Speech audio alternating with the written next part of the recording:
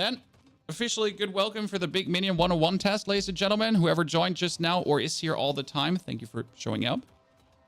The big plan is, step number 1, we're going to double test on the blood getters. Because I tested this already, but my testing had a flaw, I think. The question is, does this, which gives me 21% bonus damage, also influence the minions with another 21%? We know that the blood getters gives minions 30% more damage. But does it give minions also the plus 21? And I think I had a flaw in my testing, so I need to retest that. Then, we're going to be playing around with all damage nodes in the Paragon board. We have not taken this one. It's plus 20% maximum damage, right? And that plus 20% damage should technically influence the Golem damage by a lot, technically. Now we're going to take our helmet off. We're going to take our rings off, everything. So this is like, we have no increased damage aspect. We're not having the Hellbang Commander. We're not having the Frenzied Dead. Our dudes are essentially having the most consistent damage ever. We're going to remove the aspect of elements. I'm going to replace it through Blood Getters. And that's not it, though. We need to remove a little bit more to really test this. Because we need to get rid of Flesh Eater as well. So what you really need to do is, in order to truly test that, we need to get rid of the Flesh Eater node to not accidentally trigger that. And we need to get rid of Scent of Death, because Scent of Death, if there's not enough corpses nearby, is also damage increase. So these two need to go out. Plus, in your skills, we need to take out the Fueled by Death, because that's another potential 9%. That's all out now. Currently, if we now raise a skeleton, nothing else should influence the damage. Correct? We can take the getter on the gloves. Move ourselves back in. Then we're going to reduce the amount of skeletons we have, because it's easier to test with 3. I'm also taking the warriors here. Why the warriors? Because they don't have any special wind-up attacks. So they're not having like the every 10 seconds. They just exist, right? They have 15% more life and they take 99% less damage. We're going to send them in and they're going to bang away. So currently we can see the damage, right? We're not going closer, because if we go closer, that's the Hellbang Commander activation. So that's not worth it. That's kind of flawing the test. We go away. And we're looking here at 8,000, 10,000, 12,000, 11,000, 9,000. So like, just decent shit, right? Nothing special. Without any multiplier, they're kind of weak weebos. We're going to activate Army of the Dead and just let it create some corpses. And now we're not getting anything for corpses close by, right? We clarified this. I have turned off Scent of Death. So with no corpses nearby, 15% more damage. With 2 corpses nearby, damage reduction. But we're not accidentally going to flaw that. We don't have Flesh Eater running, so no 40% bonus. And we have removed Fueled by Death. Am I missing something? We've removed Fueled by Death. We do have the Shadow Blight, but Shadow Blight can't activate. We have damage reduction. We have the Blood Getters. And we have the Blood Mist.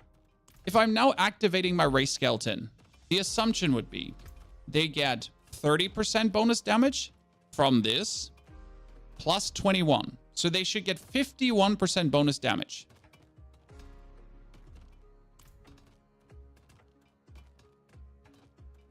Correct?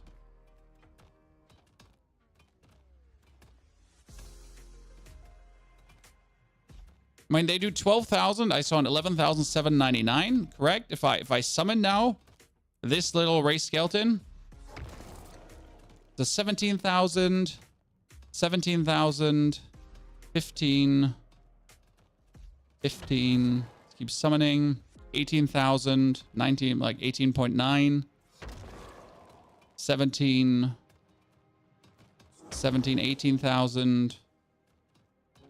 17.5. There's something in that direction, right? So we went essentially from a maximum 12,000. And if I was only expecting 1.3, so 30%, I was expecting something around 15,000, right? It should technically never go over this. But what we have actually seen is that the potential of 12,000 crit was going higher. So we have a 1.51 increase, right? Which can go up to 18,000. And we've actually seen an 18,000 somewhat crit, correct? Like, again, far enough away. So that was, again, a 17k, right? And we shouldn't actually get a 17k. 17k should be impossible. How can we get a 17,000 if we only get 30% bonus, right? That's an 18.5 again. So the 18.5 should not be possible if Blood Getters wouldn't influence our minions. Now we're going to teleport out and replace Blood Getters. Do you all spec the same Necro? I have not multiple shards. This is the same. Okay, now we're going to go in. And we're going to replace Blood Getters through something that does not influence minions at all. So we're going for Core. This is Accelerating Aspect. Critical Strike. Those core skills give you bonus attack speed. That doesn't do anything, right? We're not getting any kind of attack speed. And we could also go for core skills overpower, right? And we can't overpower. After attacking with a basic skill, increase the damage of your next tier. This one here. The aspect of unexpected here. Basic attacks, core skills. That one has no effect too, right? Absolutely zero effect. And now the assumption is if 12,000 is max, right? It was like if 12,000 is max, then times 1.3, we should be looking at 15,000 in the ballpark of 15,000, right? Let's have them go away again. Get everything going. Studi moves, howdy. They're doing their standard 9,000, 12,000. I've seen the 11,800 there again, right? The 10,000, 9,000. So like standard ballpark, right? There was a 10,006, 10,007, 10,005. So like this, correct? Now let's summon, and we're gonna 12, 10, 10, 10 to 12, 14, 14. Yeah, that was in the ballpark what we would expect. What, 13, 13, 13, 14. Yeah, no numbers higher, correct? Well, that's it, Chad. My first testing was inconclusive. That means that actually the 21% from Bloodgetter's aspect does influence our minions, which makes it the best multiplier to have. Huh. I was wrong. I thought my testing was good, but my testing was flawed. So now we retested this live on stream for you. So that's test number 1 is conclusive.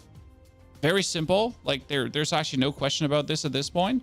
So Blood Getters is better than anything else because it also heals you. Now the interesting question, because this is what I wanted to know for a long while. Blood Getters damage does not get increased by putting points into spirit, right?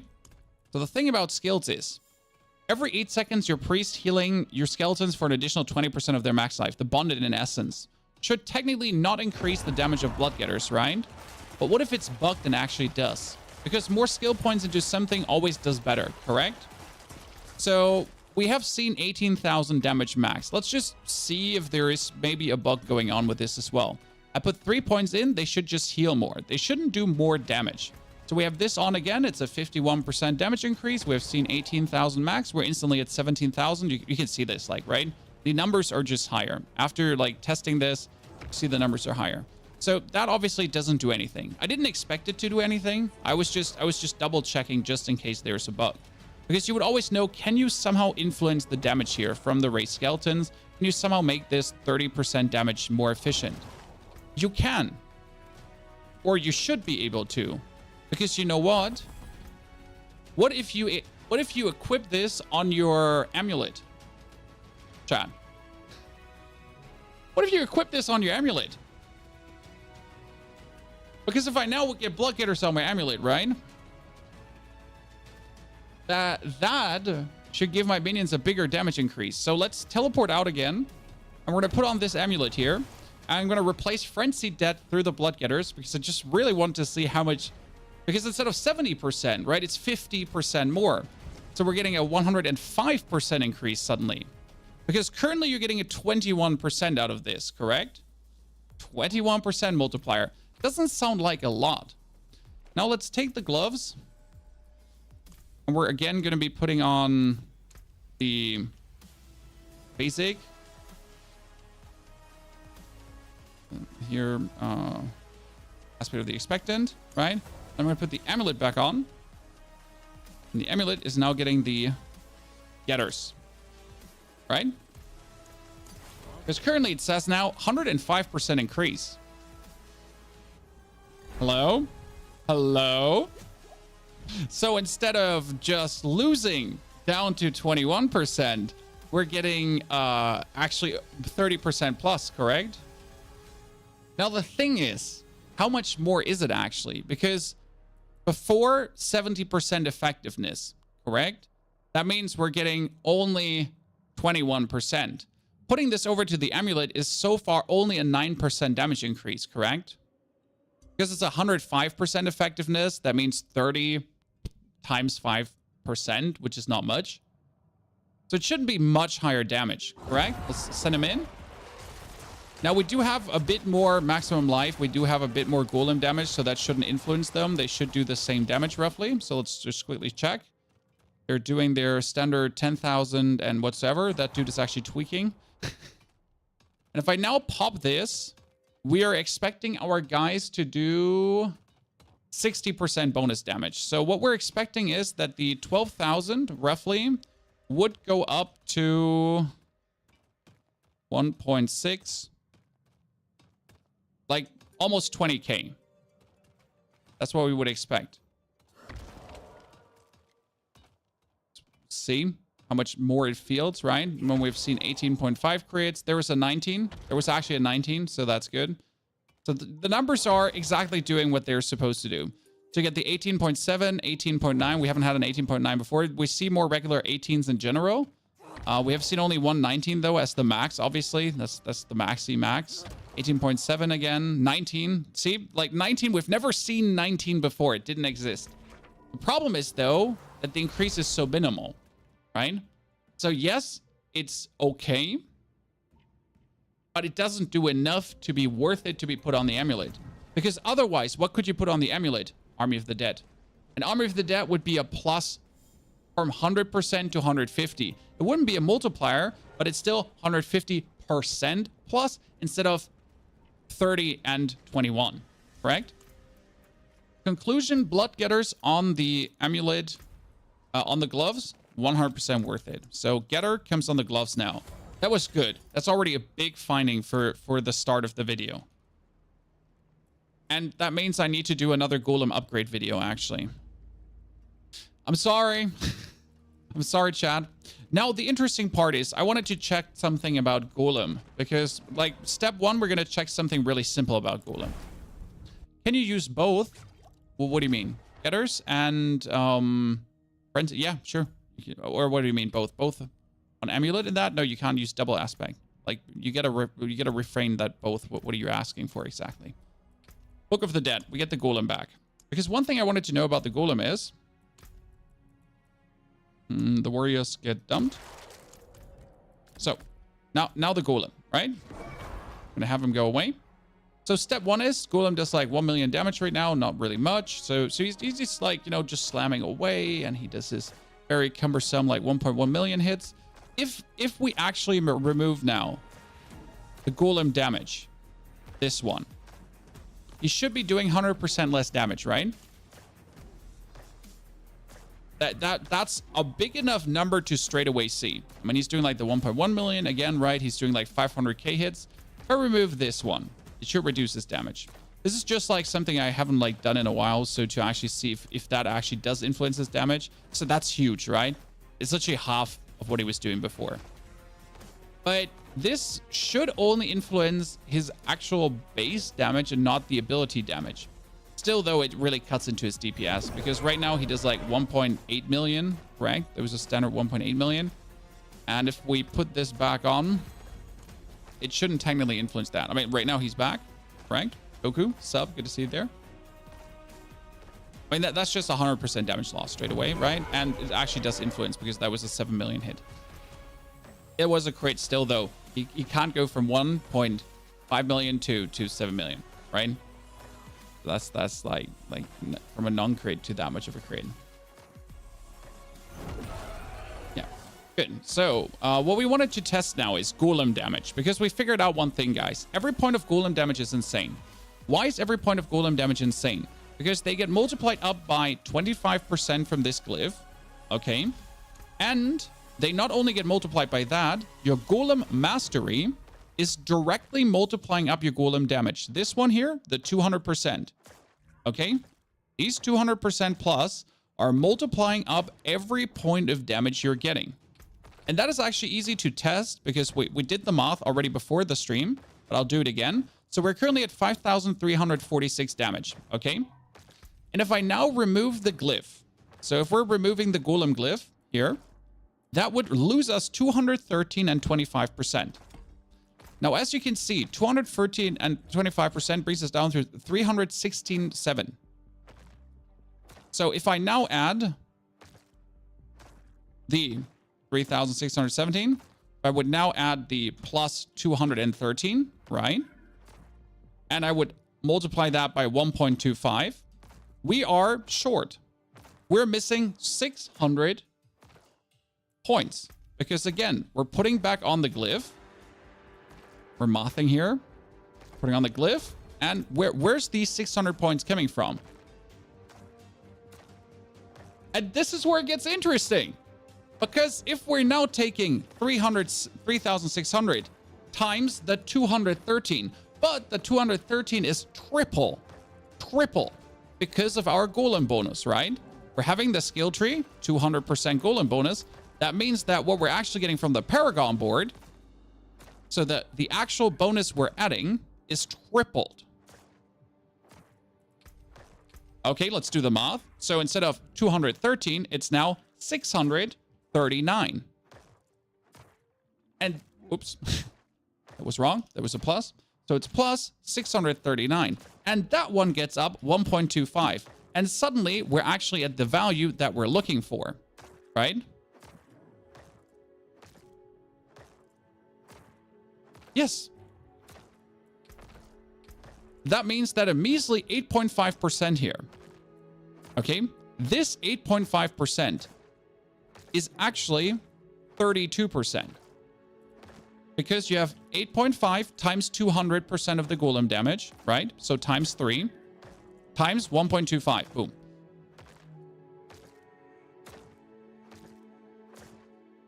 What? Yes. So if you think about, is it worth it to actually add this tiny bit of Golem damage, or is it worth to add this 50%? I mean, that 50% bonus we added here, right? This 50% bonus. Let me remove these two.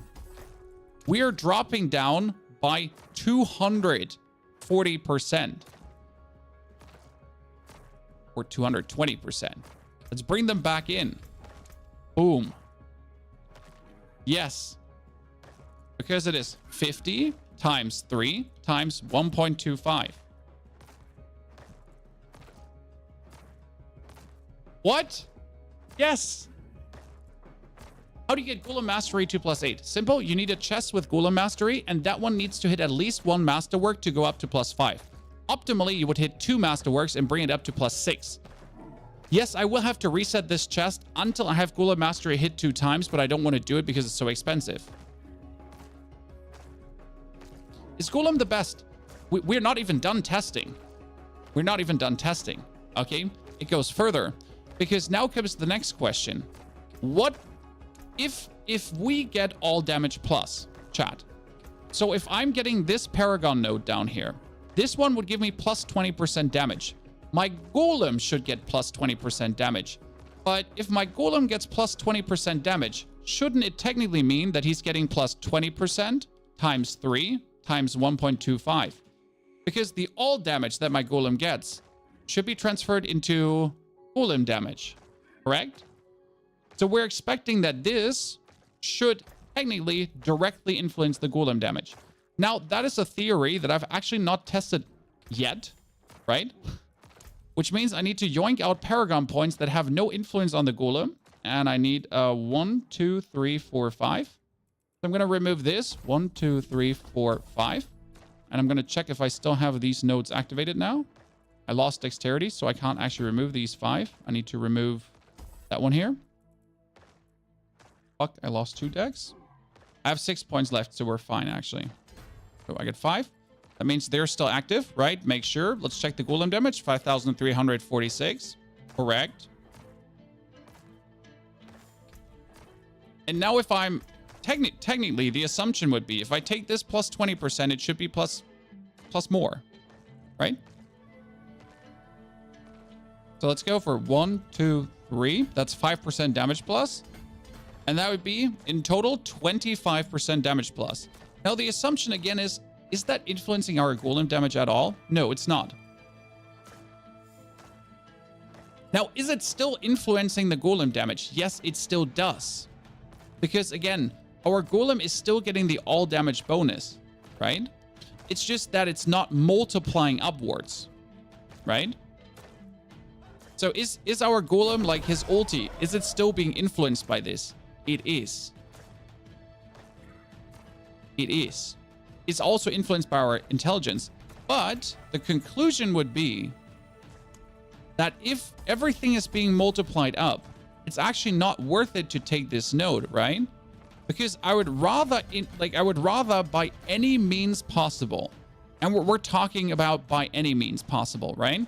Instead of taking any point of critical strike damage, we just need to squeeze out as much Golem damage as we can. Do you see this ring? This ring is saying Golem damage, correct? And this ring is currently saying summoning damage. What is the problem here? That this summoning damage is not being multiplied, correct? So I get this now. This is another 70 summoning damage. But what are we missing? Because that 195%, do you know how much this is? Do you know how much this is? By the way, Golem is summoning Lord Draxus. Look at the difference. This is 200%. What the fuck? What the fuck? Because it's 200% times 3 times 1.25.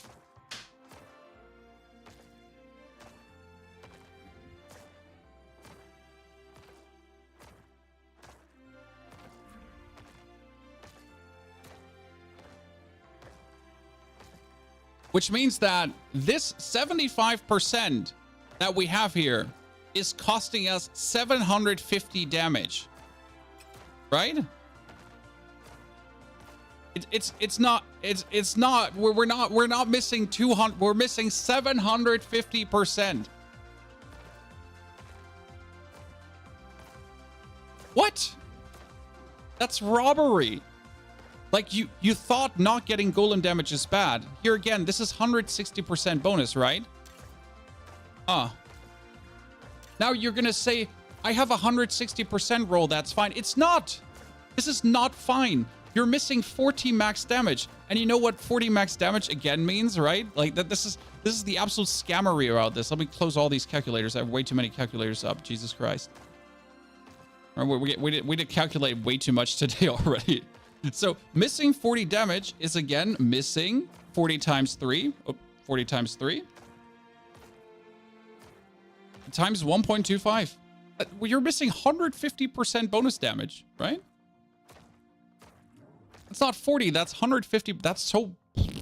And this is also why you need to get this to +6 by all means possible.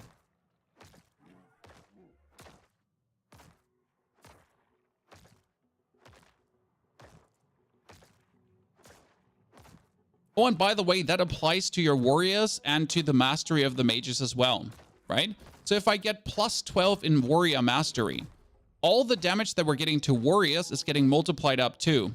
And that's the interesting part now if you're actually thinking about taking a warrior glyph. So, like, if you would ever think about boosting your mages. So we're not talking about boosting your warriors, right? If you think about boosting your mages, summoning damage is useless. The argument is, hey, if you're playing Golem and if you're playing mages, wouldn't it be worth it to go for summoning? No, fuck that. This is bullshit. This is trash. Fuck this. Because again, everything gets multiplied up. So summoning damage is the most useless thing in the world because you're not profiting from it. I wasn't even aware until we did this how damaging is having this summoning. I need a new ring. Hey, Chad, does anyone of you have an attack speed ring? Because I need it. Let me see. Didn't I have another attack speed ring? I think I had another one. Might have bricked it though. Oh no, this here. This is attack speed. I'm straight up take. No, this is summoning damage. No, it's already bricked. I have this one here. See, look at this one. That one with the attack speed here, and the this one ring, right, is better than that ring by everything because it does actually have the golem damage. Crazy, right? Even though the active cooldown reduction is sadly at an all-time low, like let's just replace this. Okay, so again, this says summoning damage, right? We are at 5,000, and watch this. It's 100% more. 100% chat. We're from 5.3 to 5.7.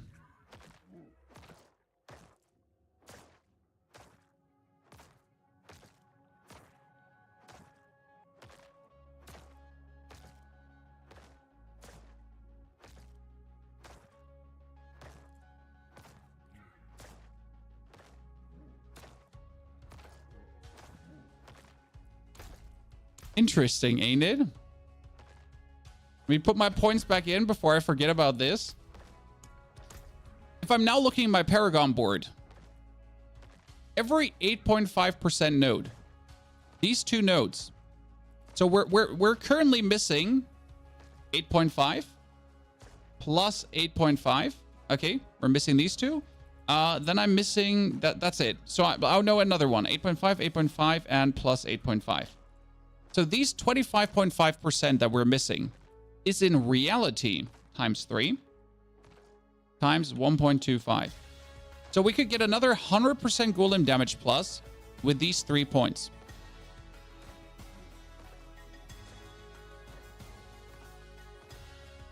Now you're going to consider, hey, this is plus 20% summon damage. It's probably going to be, fuck that node.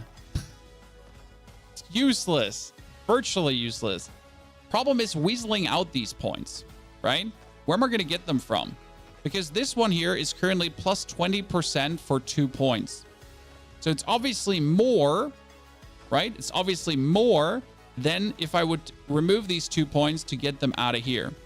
Now you could cut into your life, obviously. You could remove 2% max life. How bad is 2% max life going to be? It's bad. It's bad. You do want that 2% max life. The tops where you could remove it is resistance. So if you somehow manage to get your resistance squeezed up more, because right now we're looking at what? I'm currently at 12.4, 12.4, 12.4. So I'm actually at 12.4 resistance plus, huh? Well, that's fucking fantastic, ain't it? Because that means I can now go into my Paragon board.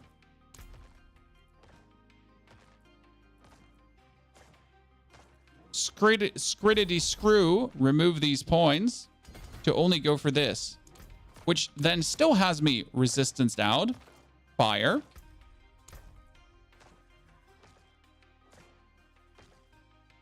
But I get to save 1 point, which is another 32% plus. One 8.5 node is 32%. My ring still has a free socket. How is my ring just... What the fuck? How do you have a free socket?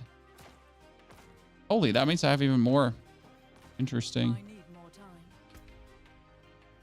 How does my ring have a free socket? What did I miss? Oh, yeah. I mean... You thought 2.2k damage is good. Again, how do we have so much damage? If you just joined, the whole experiment foots on that every single point of golem damage you add gets multiplied by 200%. Every single point of golem damage is multiplied by your mastery and then multiplied by another 25%. So if people actually tell you that Golem Mastery is not worth it, they're wrong. It is worth it. Golem Mastery is essentially everything. Golem damage is every single point. So now with that ring on, we're looking at 12.9, 12.9, 12.9. You know what? This is interesting. We could swap in the Paragon board the left for the right side. We could also remove, we currently have Corporal here. I mean, that's Gravekeeper. This is Dead Razor. That is Essence. We can't really put Corporal anywhere else. What you could think about is you could remove this whole board to actually get this side of the board.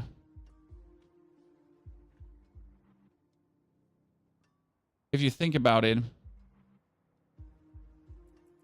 Because right now we're going over the left side, but what if we could go over the right side? Because then we get damage to elites. We like, fuck that. Like, we don't need the 6% and we don't need this. This is like another 9%, right? But we are at 12% bonus. So we don't need the 9%. Alternative, you could also kick out the complete node here at the bottom and go over the right side. Which should actually save us a point. Wait, let me... 1, 2, 3, 4, 5. I need more points. Give me... That's 7 more points. If I go over this side...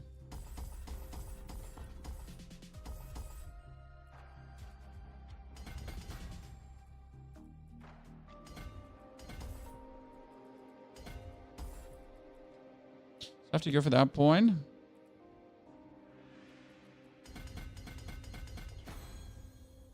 We get more damage, right? We get the same amount of life, but we have less resistance. So we still have 4.2 to spare.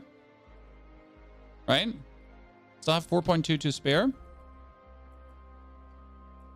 But we're essentially getting the max life, and the max life plus. Interesting.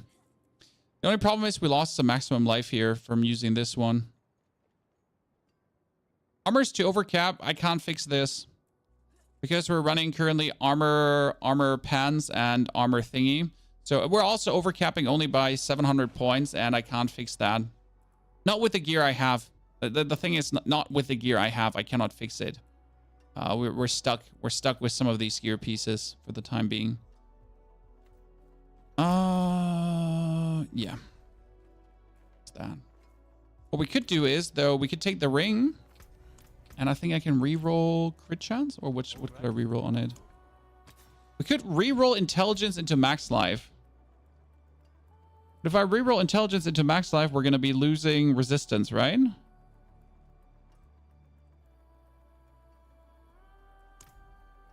Every point of like intelligence is how much resistance? Always forget that. Still like 6.6 because it's getting me that with the thingy in. Just like right on ring. Yeah, probably re-roll end on ring. Is a 0.25 per point of intelligence? Are you certain?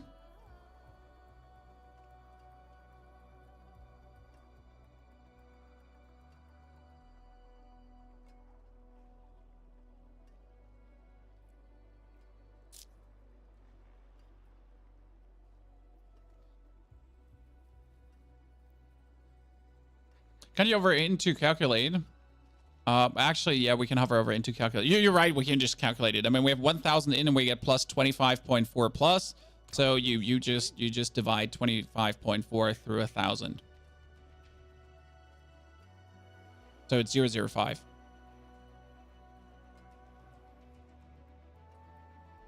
But because 0.25 would have been too much, because then 100 in would have been 25%, right?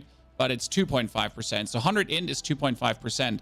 That means I can actually say goodbye to the 100 int. Right?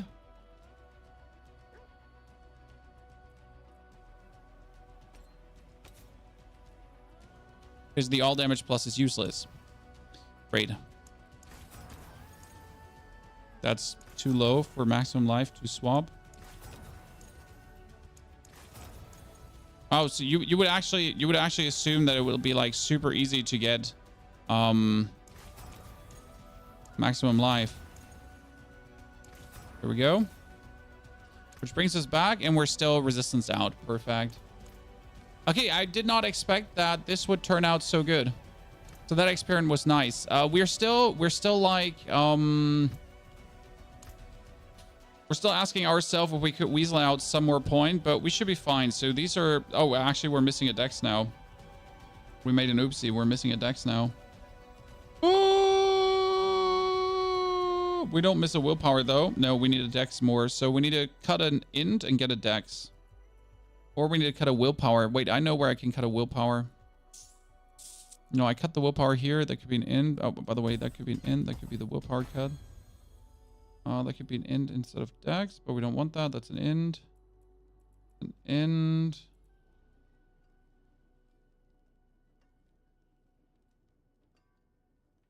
That's willpower, willpower. Willpower instead of an int, but that's not worth it. I saw a dex. Yeah, that's the dex we want. Okay, back. Minimal increase to have everything activated again. Perfect. We're feeling good. Yeah. But I'm still sad that I can't take this one and that one. So I would like to weasel out 2 more Paragon points somewhere, but I literally just don't have them. Right? I have everything perfectly laid out. It ain't happening. Right? That's the max. Can't cut the end. You can, yeah. That's just it. Okay, we're fine. We're fine. We got this. We got this. Good. So we get the maximum out here. That means we need to masterwork this ring. We need to downgrade some mats. We're not done with the testing, guys. We did the big Golem test. We did the Blood Getters. So if you just joined, Blood Getters is working, chat. We double tested Blood Getters again. So the Blood Getters aspect is a 21% damage increase. That one hasn't changed. It does exactly do what you want it to do. See Paragon number 3.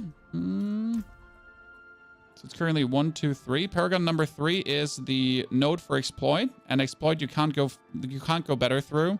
This is essentially just to activate exploit, simple as it is, and to take the tenacity.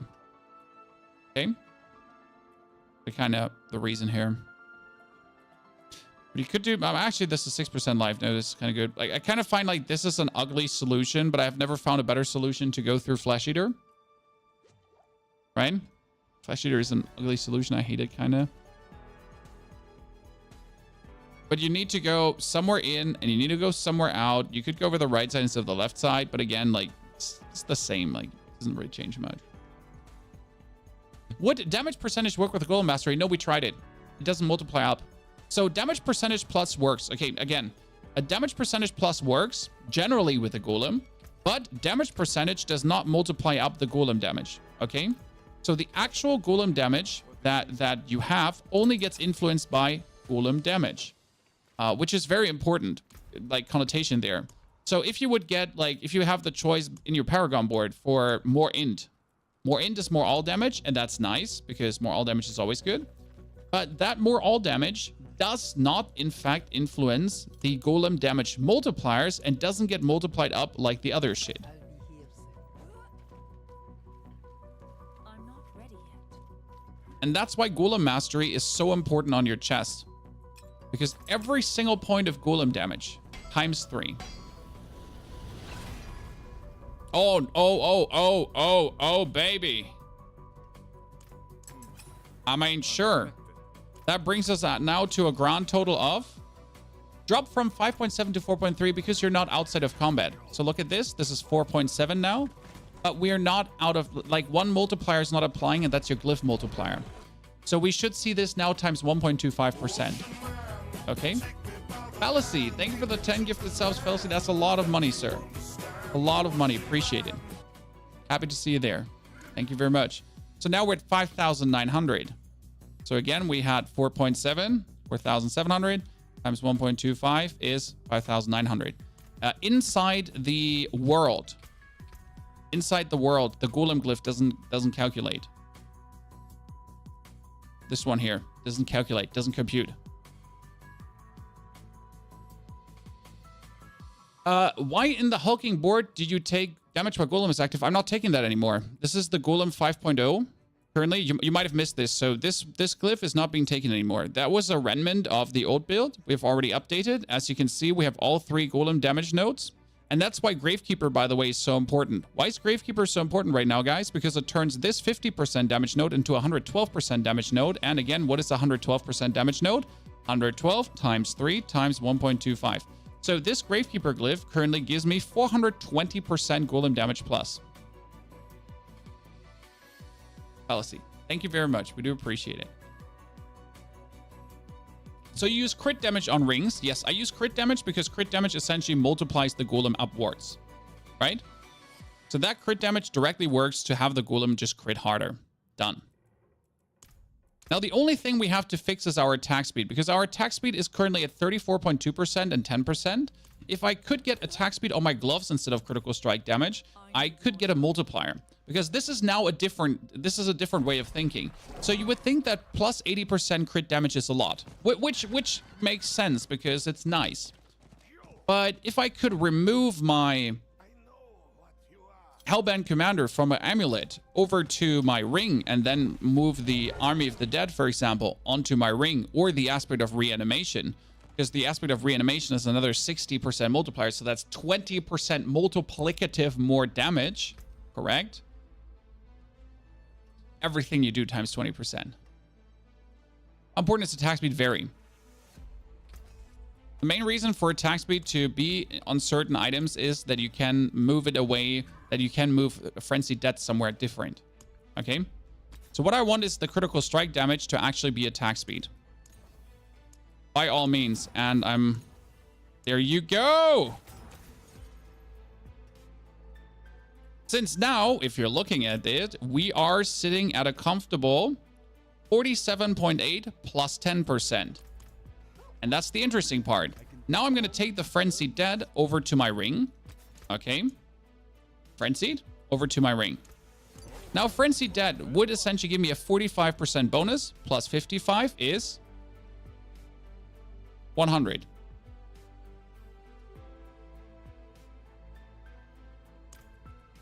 And on the Amulet, we would get reanimation. Now the interesting question is, what does more damage? So the aspect of reanimation would be a 60% multiplier. The Frenzied Death is plus 50% more damage, so 150 instead of 100. The thing is about this, it's a 60% multiplier that always works. So right now, that should actually be the optimal damage. Which as well works here again, Blood Getters. So this is the Blood Getters, guys, works on your minions. That means with the changes we have done to the build, with the changes we have done this morning, we have literally gotten, let's move again to the PvP area, right?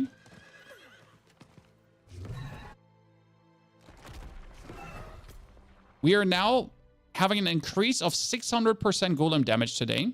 Fuzzly, thank you for the 40 months of support, Fuzzly. How are you doing? Happy to see you back. We have 600% golem damage increase. We have a 20% increase in all damage. And we have another 21% increase in minion damage.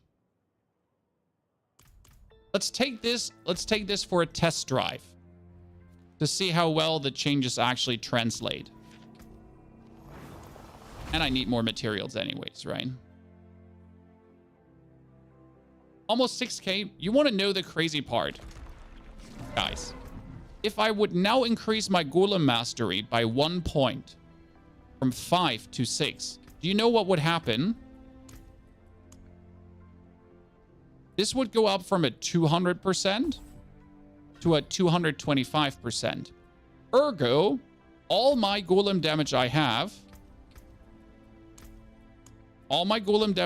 every single point of golem damage that was put in, would receive another 25% boost.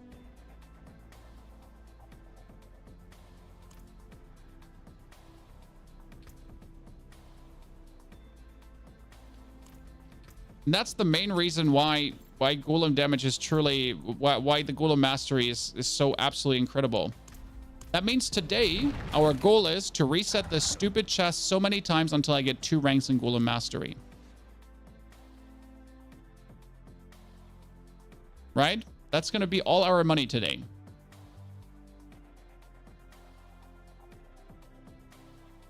$3.25 is not 1.25. I know. But it's roughly where we want it to be. Oops, I forgot to get my things back up. What's the easiest way to say it this way, sir? Seat. Because the math is obviously different. It's everything times it's everything times 3, but instead of 3, it's 3.25. Right? It's 225% instead of 200%. And then times 1.25. So the former 300% damage plus, or to do the math, this is 160% plus, right?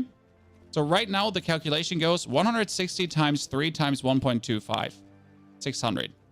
But it would go 160 times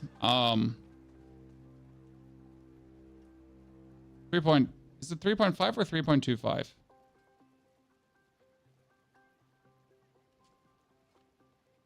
Be 3.25, right? Yeah, 3.25. And then times 1.2. Is it 3.75?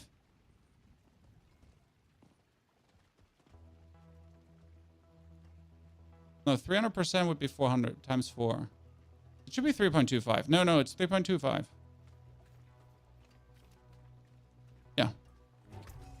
I'm pretty sure. Jesus. That happens when you use calculators too much. Because, you know, a 300% increase is times 4. That means a 225% increase is a 3.25 increase. Yeah, I'm not... Yeah.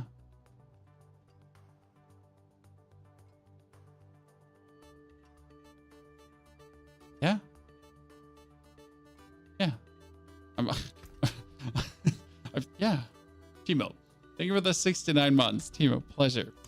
Ah, holy moth chat in the morning.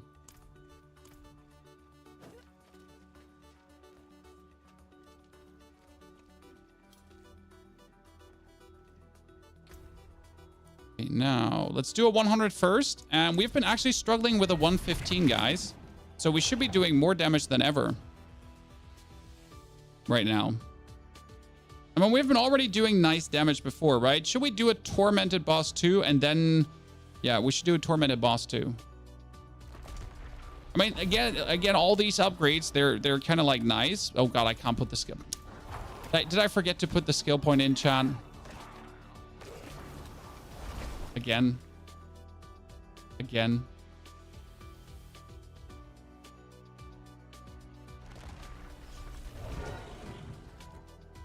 Okay, after 3 tries, things will finally be good. Okay, after 3 tries, things will... Sorry for the double voice.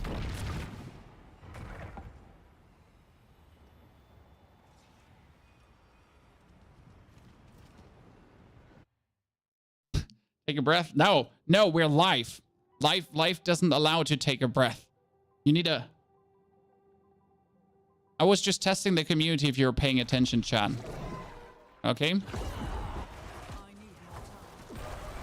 Okay, so we'll pull everything together. We have the Golem nuke away, which is obviously to be expected to do the damage it does. So again, what is the big change currently? The big change is that we're playing the Blood Getters again, because the Blood Getters does factually multiply up your Golem damage. I did do a test 2 days ago, and I don't know what was the mistake, but during that test, Blood Getters didn't multiply the damage up. Now, don't ask me what happened. I literally, I don't know. I can't even fathom to think about it. But it turned out Blood Getters didn't work. Now, we did do the retest, and I did it very slow, and I made sure to double check everything. I mean, you can follow our mythology live on stream here to make sure that I didn't screw it up. And it turns out that the 21% is set, fixed, and safe, right? And you're actually getting that huge increase. Oh, are we playing the triple boots? We're playing the... No, we're not. What the fuck? Why am I not playing the triple boots? We're coming back to always not playing the triple boots, and then we die to these things. Why am I not playing the triple boots? Because I'm super greedy and I want the maximum damage. But the problem is with one-time boots, if one-time dash is not enough, you die. Right? So now it's more important than ever to actually keep this up. What I will have to reiterate is if I truly want to play the corpse explosion aspect, or if I actually want to let it go, I'm a big fan of the corpse explosion aspect, but technically we could get even more damage than ever before if I would say goodbye to the corpse explosion aspect.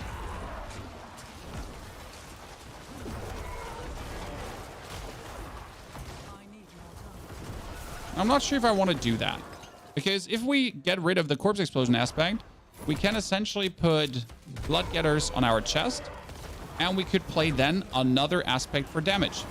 Ergo, we could actually get back the Ring of Elements for the 30% increase, or we could even get back the aspect of inner calm. So whatever you feel like, right? So just a factual like permanent 10% that could be a 30 sometimes. So many options actually. There's a link to the build. Yeah, there's a link to the build, but it's more like the changes we did are more about understanding. So the build didn't change much. Okay. Yes, obviously there's 2-3 aspect changes now, and people will be so mad because I actually promised them that I wouldn't be updating the build anymore. Fallacy, you're already gifted 10. It's enough. Stop it, sir. You're like, we're dying because of you. I obviously didn't die because I was greedy. No, I died because I was looking at Fallacy's 10 gifted together with Arnar. Very much appreciated. Thank you for the brand new support. It's a It's like we obviously died because of that. It's not my own incompetence. Ha, imagine. I don't make mistakes, Chad. Just like the Blood Getter's miscalculation. Doesn't happen. Yet though, by the way, despite having that 42,000 life, right, you do notice how we're actually dying. So as a Necro, I always feel like you're forced to drink that potion. Then again, I saw a Barbarian with 470,000 HP this morning and I was sad. Where's my 470,000 HP, guys? Where's mine? Where's mine? I'm not ready yet. Right? Where is it? Where is it? I'm a simple man. I just won 470,000 HP, right?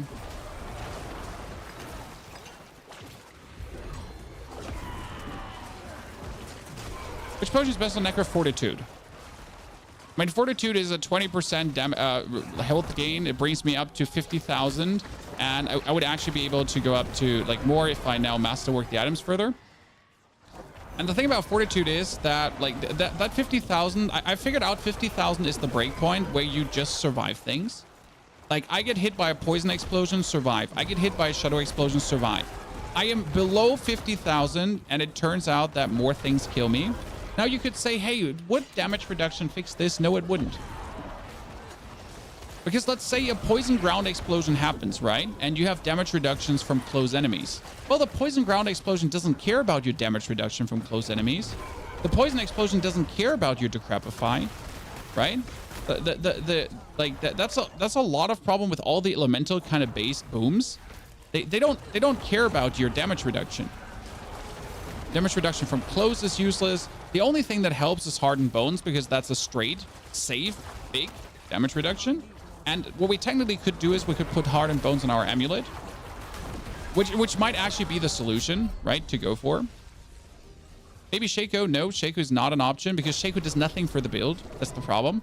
So Shaco does give you the 20% damage reduction, and that's nice to have, Zep. But the amount of damage you lose for using Shaco is significant, and the rest of the Shaco stats are useless. So the problem with Hurricane Crest is that like it does resource generation, great. It does max life, that's cool. All stats, useless. You don't need that.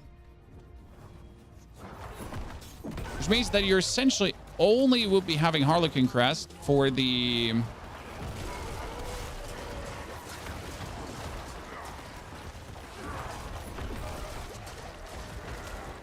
come on, brain. For the 20% damage reduction and the cooldown, and the rest would all just be there for nothing. Right?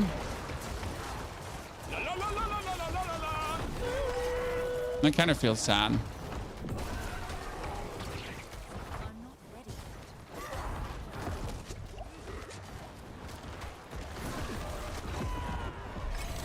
this is working as intended, as expected. We need some more materials.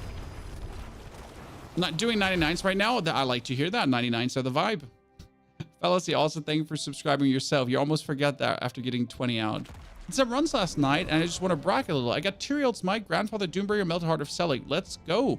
And now you should level up a new character areas and give all the Uber-uniques to them.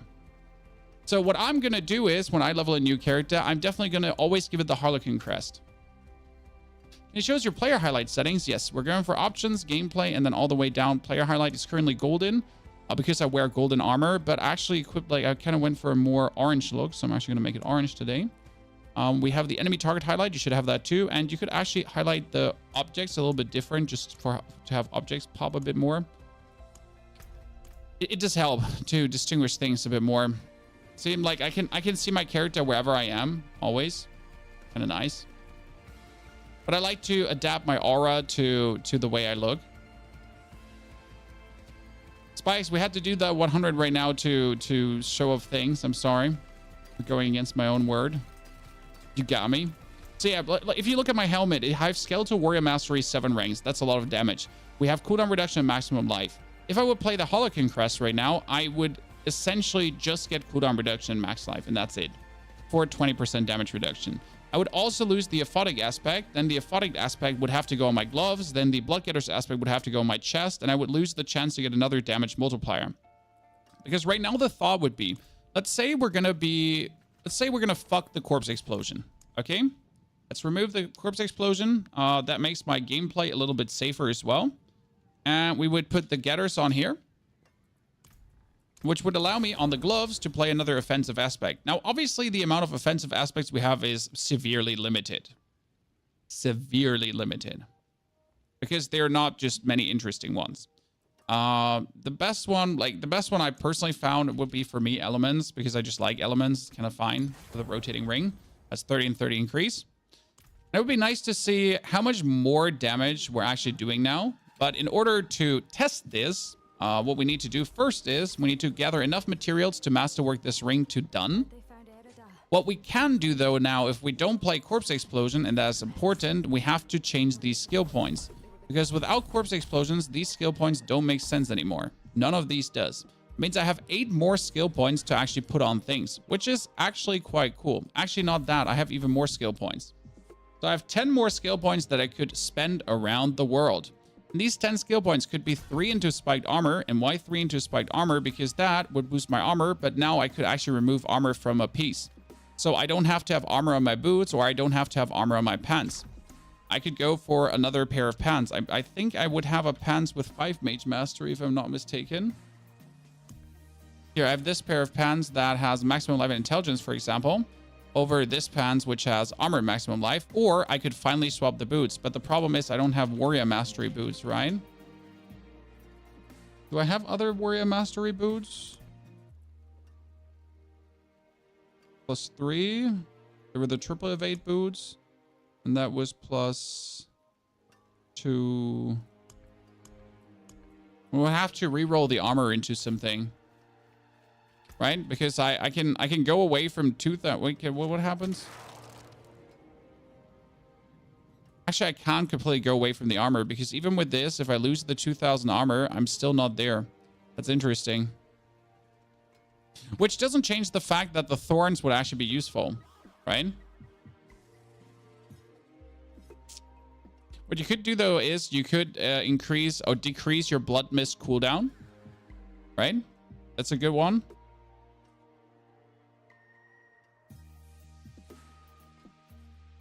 We could have Decrepify do more damage reduction. No,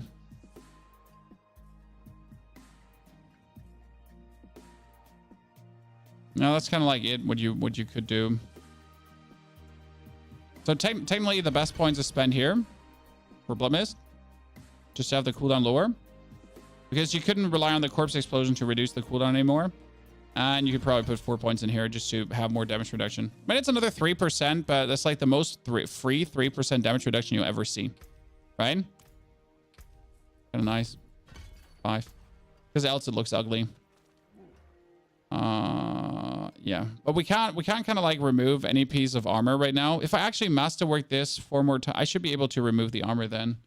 Let's see about that. Fallacy, rest well. Thank you for the huge support. Appreciate it. And I hope you're enjoying the more technical stream, guys. And again, why are we gonna be farming 99s now, chat? Because a pit 99, every single monster has half the HP than a pit 100. Yeah. Congratulations.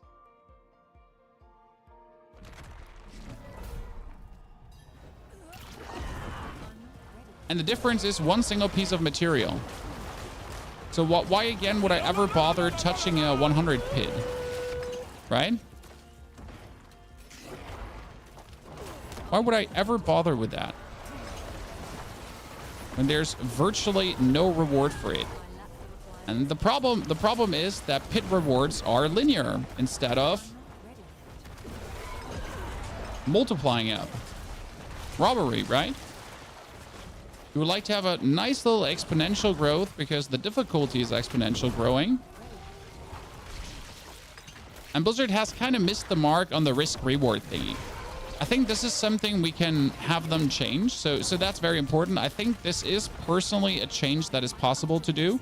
They'll probably accept this because no one wants to not get rewarded for the risk they're putting in, right? You're putting a risk in. You want to be rewarded for that. Okay, why would you turn around and shoot me when you're like fighting everything else?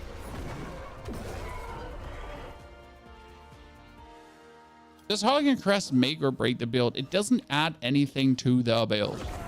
We just talked about it at length. The thing about Harlequin Crest is that it adds nothing to the build. Like nothing. Not even a single thing. It actually does make the build worse. I mean, does it add damage reduction? Sure. Do you know how damage reduction is? Just don't stand where damage is. Right? I mean, if you're not playing hardcore, right? If you're not playing hardcore, getting one shot is annoying, but that's about it, right? If you're playing hardcore, don't play Necro. I would literally not play Necro on hardcore because just of the way how Necro is in the defensive department.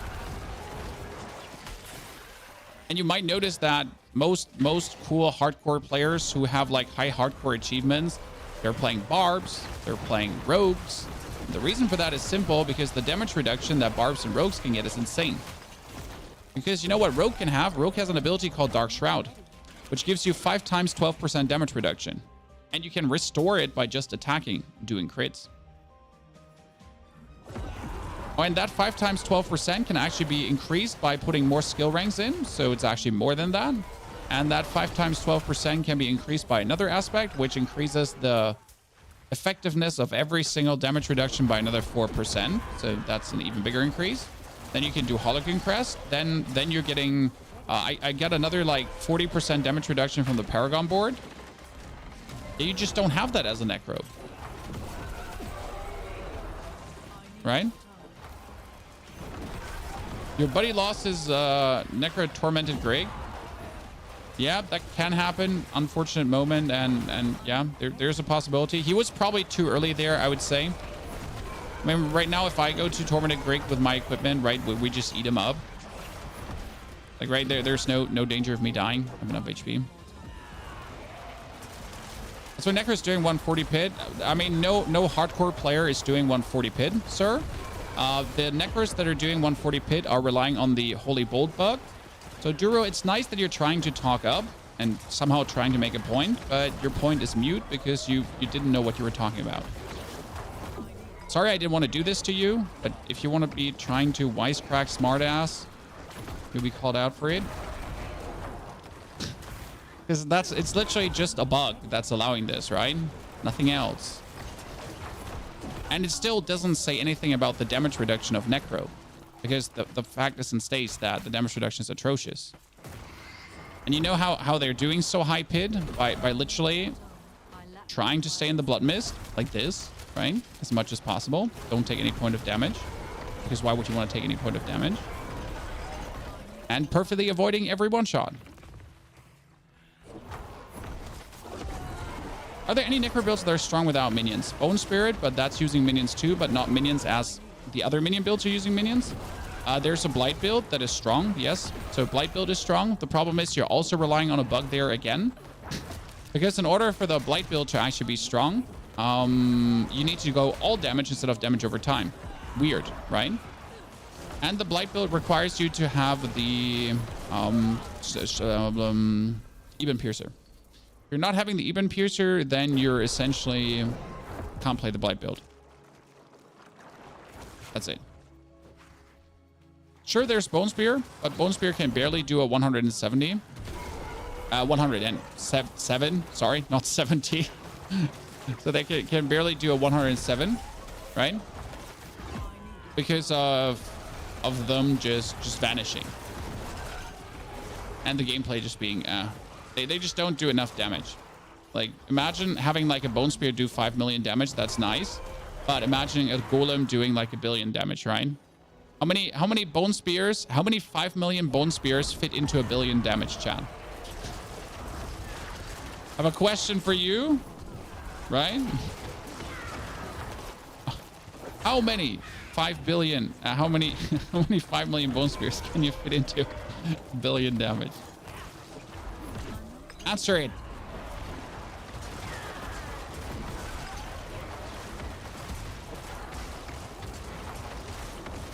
A lot, right? That's the damage you're doing. Okay, that's the bummer with that, you know.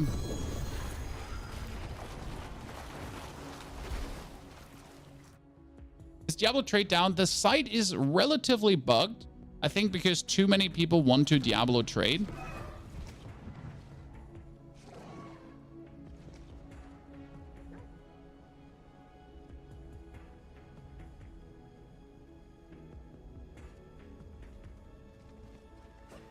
How do you get more resistance?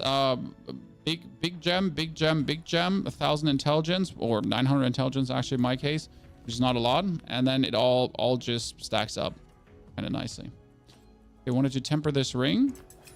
And we need to get this ring to the max level now. You think action will come to D4? I don't know what you're asking.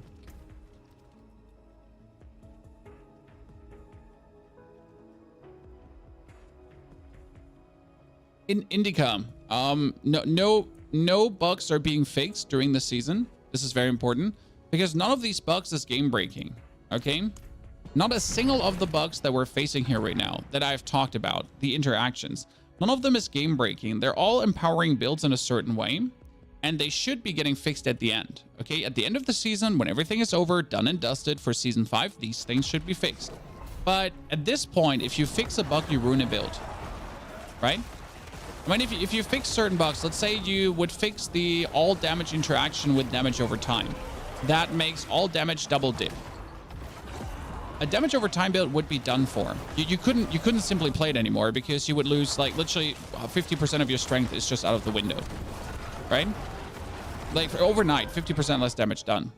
So every single piece of equipment you have, and because tempering can't be reset, is done. This is kind of like the problem with temperings not being resettable, right? If a single change is being made to anything, then you need new pieces of equipment for everything you have been doing. And we all know how frustrating that would be, how much that would make people not want to play anymore. Because imagine your whole equipment, your rings, your amulet, everything is suddenly not working. And especially if you have like a triple greater affix item and kind of that stuff, right? So this is why these kind of bugs will more than likely not be touched during this season.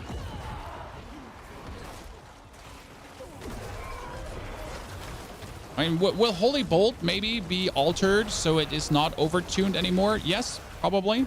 But that's like, that doesn't hurt anyone because at the end of the day, you're just not going to be able to do high hits, right? Fallacy? Oh, no, Fallacy. Like, ladies and gentlemen, Mr. Fallacy giving away 100 subscriptions here on Twitch. That's way too much money, Fallacy. Like, that's forbidden forbaited it. Oh, I guess congratulations. Everyone in the chat is now a sub. A big shout out to Falsey. That's a lot of money. That's a lot of like diapers I don't need to buy anymore, actually. Which has saved a lot of bucket. We're diaper free for 6 months now, chat. Both children completely diaper free. No, not even in the night anymore. Safety. Kind of happy. There's still some PP accidents happening in between, but mostly we're fine. That's kind of cool. Thank you very much, Fallacy. That's huge. It's huge.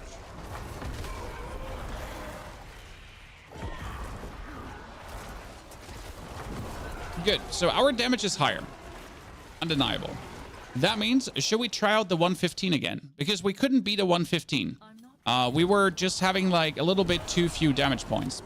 But now after fixing our aspects, now after playing what we needed to play again, right? After doing the testing on the golem damage and how to multiply up the most, we're still short on some things that I would like to have.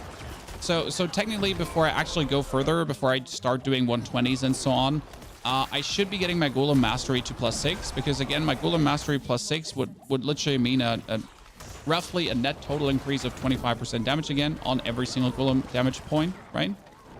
Which is actually a lot. Why don't you play Blight for the 20% extra damage instead of the Mist? Because you need the Mist. I mean, the 20% extra damage from Blight is nice, but you need the Mist. You have, as a Necromancer, nothing else to avoid damage. Like, you could perfectly dodge around every single boss echo. The thing is that sometimes just pressing Blood Mist is the easiest solution to everything. And the problem on top of that is that the boss fights are taking a lot of time the deeper you go into the pit. So let's say for what we're doing here right now, I don't need Blood Mist. Okay, for like 99 pits, I don't need Blood Mist. They like unnecessary. But later, the longer the boss fight goes, the more likely you are to make a misstep or an error. And that misstep and error will only be fixed by you pressing the oh shit button. Right? As well as if you're actually playing Blight, and this is another important thing. If you're playing Blight, you need to get essence per second on your items. Because without essence per second on your items, how are you going to play Blight? Right? Since you're not going to make enough essence. Like, sure, you could be getting the you could summon skeletons here to make some essence back, right? That's possible. Don't worry. Yes, it is a thing.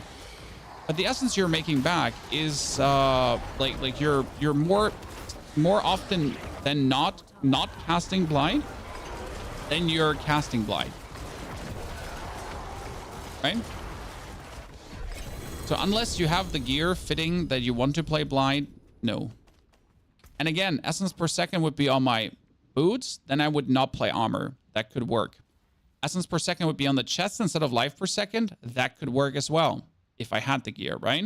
And essence per second could be on the helmet instead of the Skeletal Warrior Mastery, for example. And now we could discuss what is better.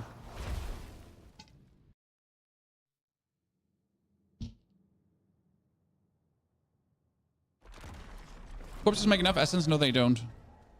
Right? It's literally tried. They make some essence, right? But again, you're kind of like then spend raising skeletons, and then you do some Blight, raising skeletons.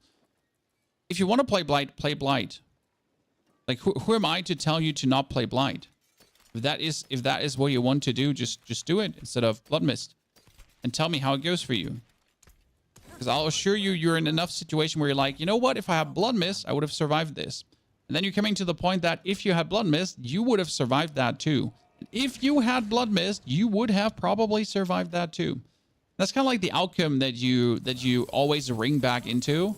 It's kind of like, yeah, good push, but, you know, Blood Mist, I might have survived that.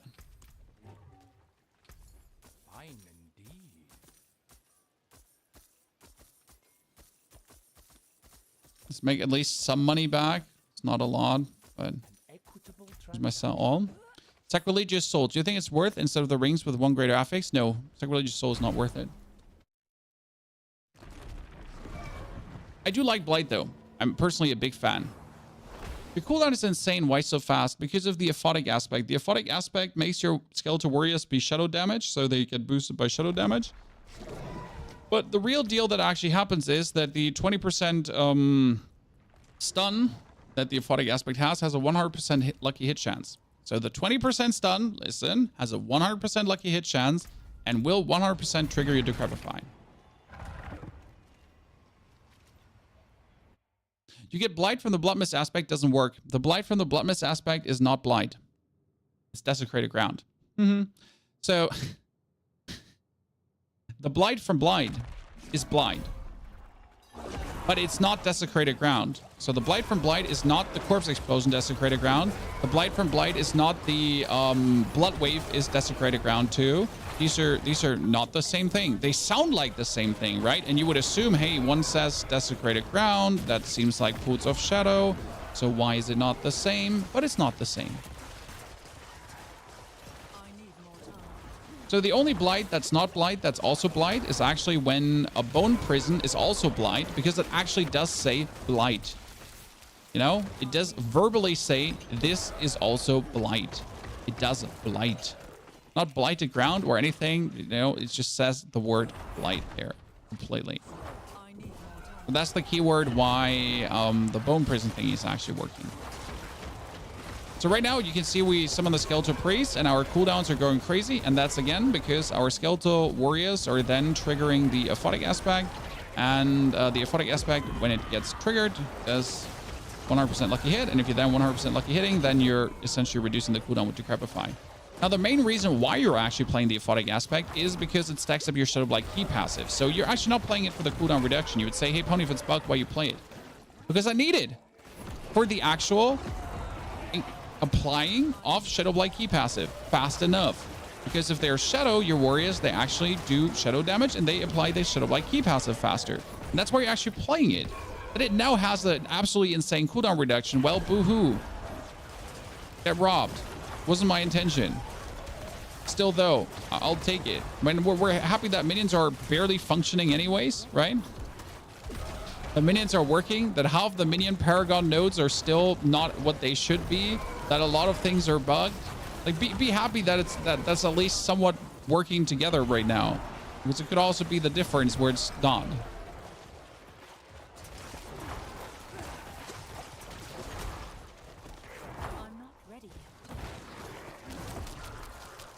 Taking a break and rogue after spending another day breaking bows. I have gotten one bow that's perfect, and I've not looked at any other bows.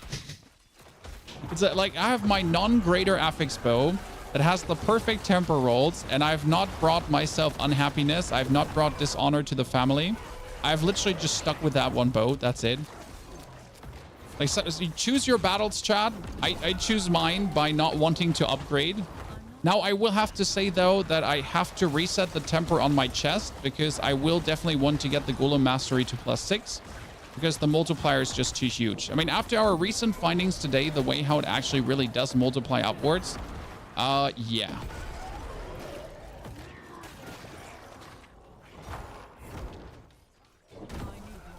Class balance reborn. No, classes are balanced. I mean, classes will never be balanced due to the nature of how Barbarian and Rogue are. But classes are balanced. Like, at this point, every class can do a tier 100 pit. Every class can kill Uber Lilith. Every class can do tormented bosses. So every class can do every piece of content. Not to the same extent. So, like, obviously not every class can go equally deep into the pit, which is fine.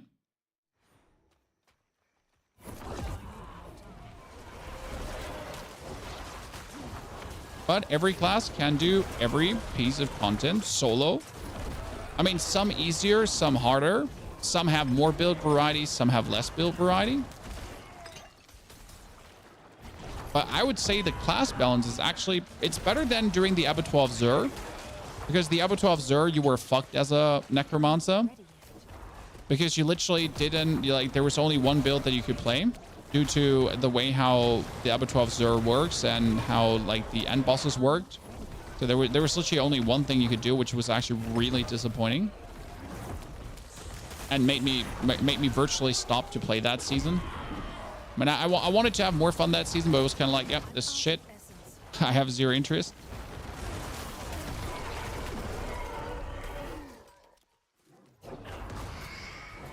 Isn't it just greater risks from D3?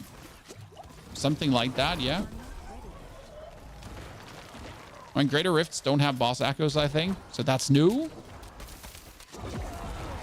But even if it's just greater rifts from D3, where I don't see the issue. Like, you know what? Greater rifts from D3 were pretty fucking fun, so you know, you make it sound like something bad, but it's kind of like, where's the problem?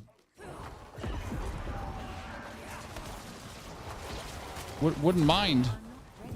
I mean, I wouldn't mind if this game had half the content that Diablo Immortal had. Because Diablo Immortal has a bunch of interesting game modes and shit going on. You know? That no PC Diablo has. They even had a horde-based game mode. I don't know if you've ever played it. It was really cool. And they had a roguelite horde-based game mode that was super, super fun and brilliant to play.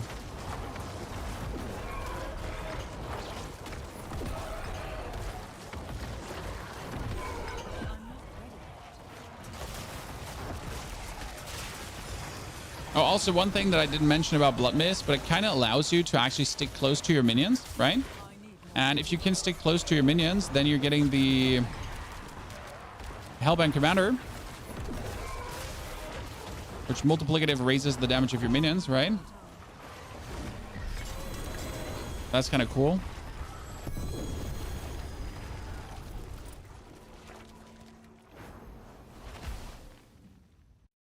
I think there'll ever be a time where every spec for each has a chance to do content functionally.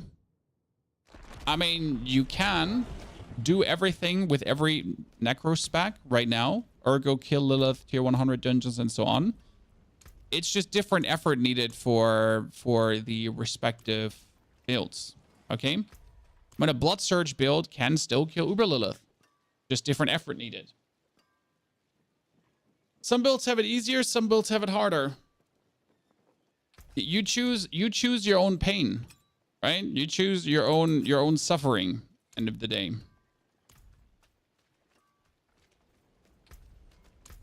To the point. Did I put all the points back where they belong?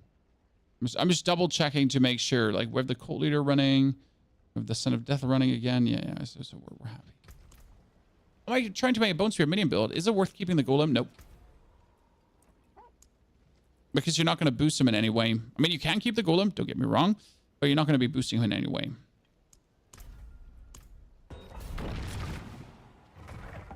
Now, my first season just saw I only have 58 points and should have 60 because you're missing the points from the renown.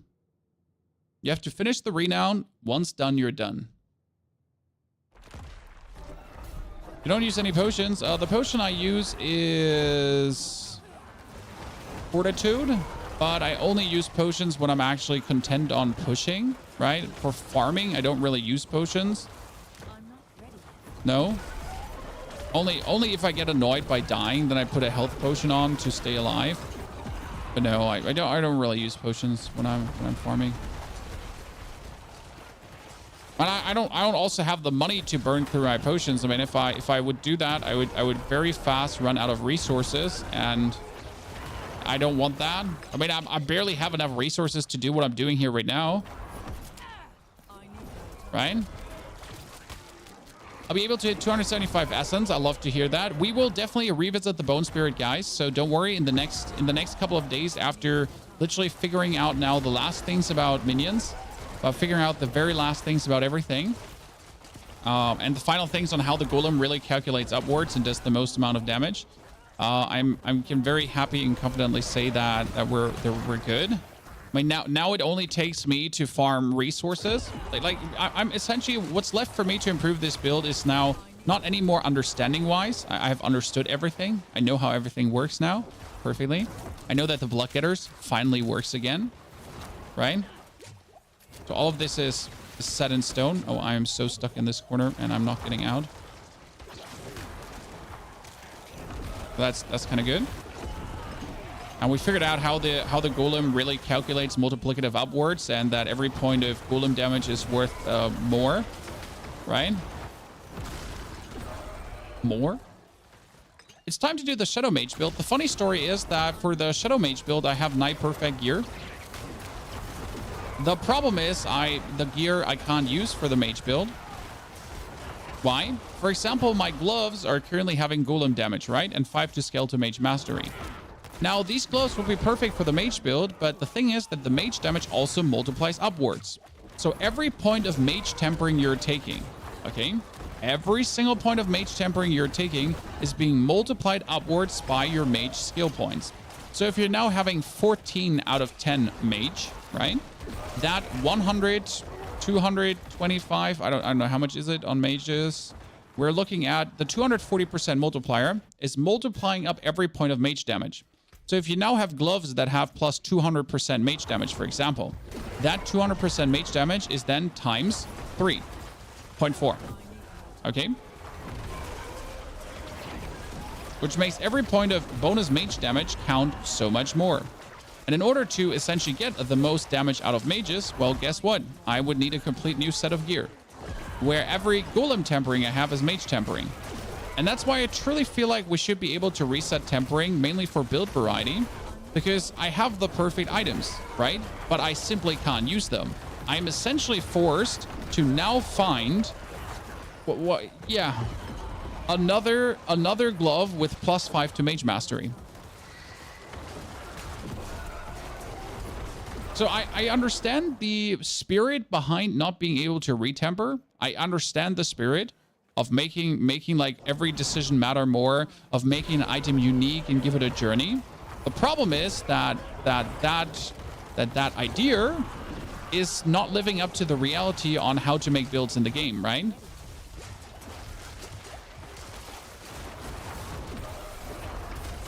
Especially if one piece of gear would be good for multiple builds. But I'm being pigeonholed essentially as the, I mean, like for me as the creator, I don't give a fuck. I get the item in the long run, right? When I have the time to get the items, correct? But if you're a normal person, you're essentially with a tempering system like it is, you're being pigeonholed at the start of the season to make a decision. Like I want to play build X and that's it. You're not allowed to play more than one build. Like you at the start of the season, you already have to know, okay, it's going to be Golem Mansa and that's it. Like you're never able to essentially play a second one. And we're talking about the people that play like, I don't know, 4-6 hours per week and so on, right? You could say like, screw these people anyways, because they're going to only play one build anyways. Still though, stuck.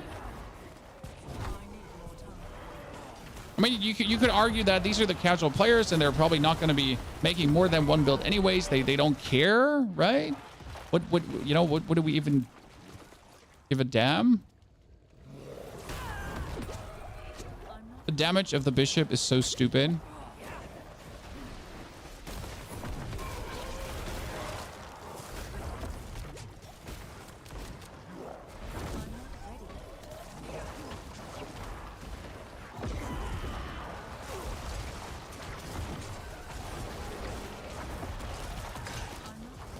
Well, therefore he has at least low HP, right?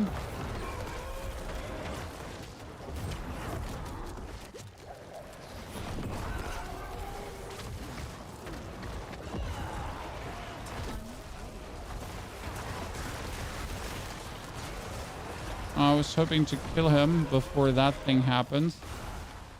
But am I still playing the other boots? I thought I swapped over to the triple dash boots.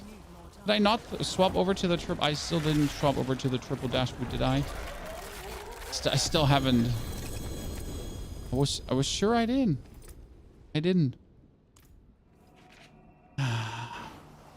Have you figured out how close to your minions you have to be? Their arms are glowing. We had that covered in our last video, in case you missed it, or the second to last video. Your minions' arms are glowing if they get Hellbound Commandered. I don't think you can see it in town. In town, it doesn't do it. They get a bluish glow around their hands. No, that's not the Skeletal Priest. There's two bluish glows. One glow starts at the upper arms. One blue glow starts at the shackles. So literally, their ankle, they're here. Their wrists start glowing. That's how it works. Also, how dare you to not have watched the last video? Like, what the fuck? Like, do you have a life? I am disgusted and like, wow. I thought we were friends. Like, you don't seem to care anymore. So mad. Fuming. Fuming. The word is fuming. I kind of want another pincushion doll. Do I have more on the other character?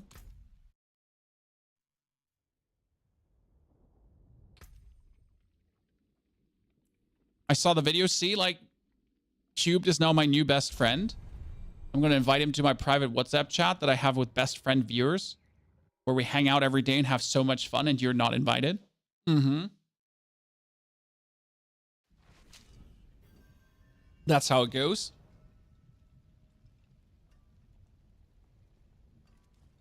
Internet BFFs straight away.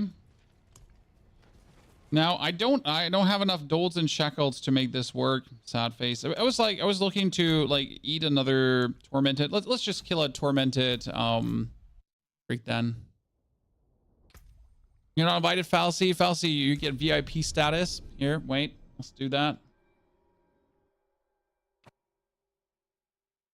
Giving Falsy a new shiny badge.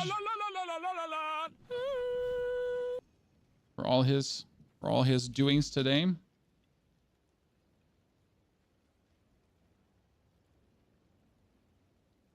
There you go. Ah, done. Okay, where's my steel? Then we do this. And like my goal would be attempting the 115 today again. I think. Oh, my inventory is full.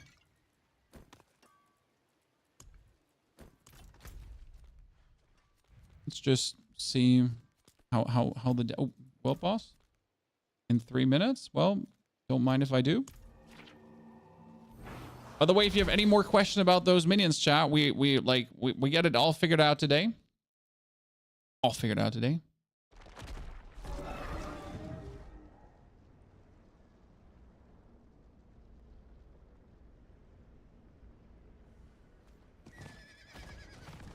And the main thing we need to do is get this up to +6. Maria, good to see you there. Don't worry. Enjoy your time. Renown is checked for me, though. I really don't understand. I should get the bottom row. It shows, but I still short 2 points. Did you get all altars of Lilith? I mean, no, skill points are only this. That's the bonus skill points are only this. Or did altars of Lilith give bonus skill points too? No, it was only this. The five things was all the 10 skill points. Yeah, altars of Lilith is Paragon points.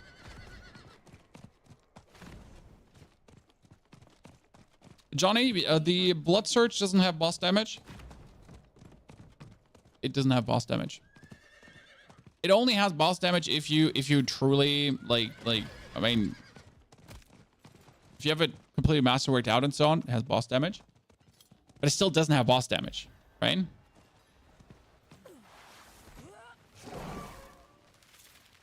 It's just what it is. I kind of want this to be 6,000. And we should actually get to that point, because if I masterwork this item up another time, I'm getting another 6 damage plus, and 6 damage plus is actually 25% plus. Yeah, we should be getting this higher, so that should work out nicely. I guess I need to find a new amulet, because my amulet has a low roll. It's literally crazy about that low roll. This 40 missing, Chad, is actually 150% golem damage missing. I know it sounds crazy, but that's what it is.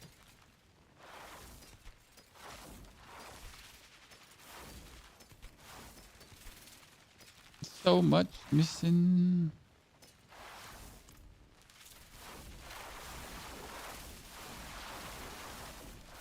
Yeah, we need that 6K. That would just be looking good. Johnny, Blood Search is fun, but Blood Search has been always bad for bosses.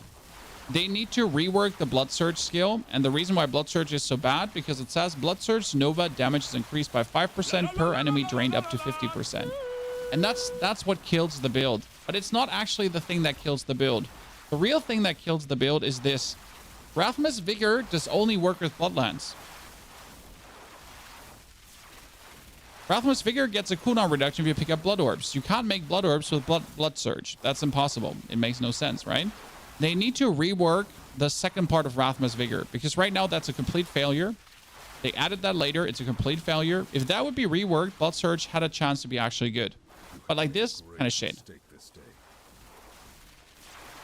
Who is? Thank you for the 60 months of subscriptions. Thank you for the 5 years of support. Hope for many more. Blood Orbs are not great. The problem is you can't make Blood Orbs reliable. Yeah, sure, there is a way how to make Blood Orbs with corpses, but again, not reliable. Sure, there's a way how to make Blood Orbs with Bloodlands, not reliable. There's a lucky hit for Blood Orbs, not reliable. So again, you're getting to the point where sure you can, but actually you can't.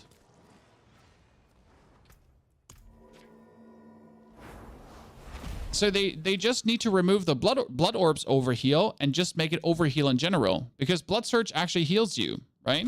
So if they would kind of make it overheal in general and you just have to overheal to actually reduce the amount of overpower cooldown there, then you could be consistently overhealing. Bone Mages and Iron Maiden are buggy. Tell us about them. Don't play them. Don't play Bone Mages and Iron Maiden together because you can kill yourself. Yes, chat. Macrobia Boy found out some interesting things. You can literally kill yourself if you use Iron Maiden, if you use Bone Mages, because whenever they're fortified procs, it does damage to you. Yeah, yeah, but like you can kill yourself. There was some really interesting interactions that that Macrobia Boy found out. Wait, let me read it to you down. He wrote it into the D4 bug report. So, Blood Moon Breaches is triggered from Bone Mage's upgrade. With Iron Maiden applied, all sources of Fortify proc damage to you. So if you have Iron Maiden applied, then for some reason, Fortify procs damage to you. And over the Bone Mages, that can actually kill you. And for some reason, the Bone Mages also do way too much damage in PvP. I'm currently loving the Heartseeker Rogue, but I'm failing to see where your build and Sanctum's build on Mobility's change. I mean, Biscuit, I don't know Sanctum's build, so... Don't know.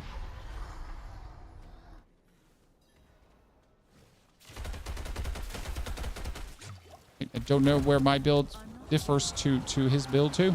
Because I don't know his build. Hello, Grégoire the Galvanic Saint.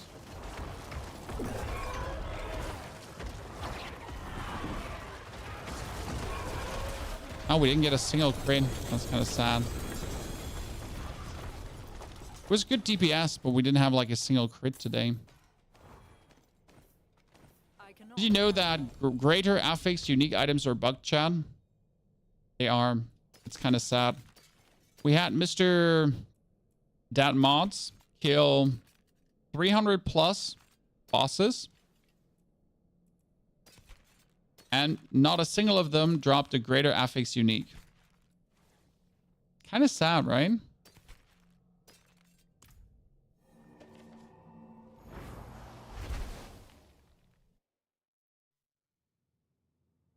That's what I said. Boss drops meme. Not in general. Boss drops.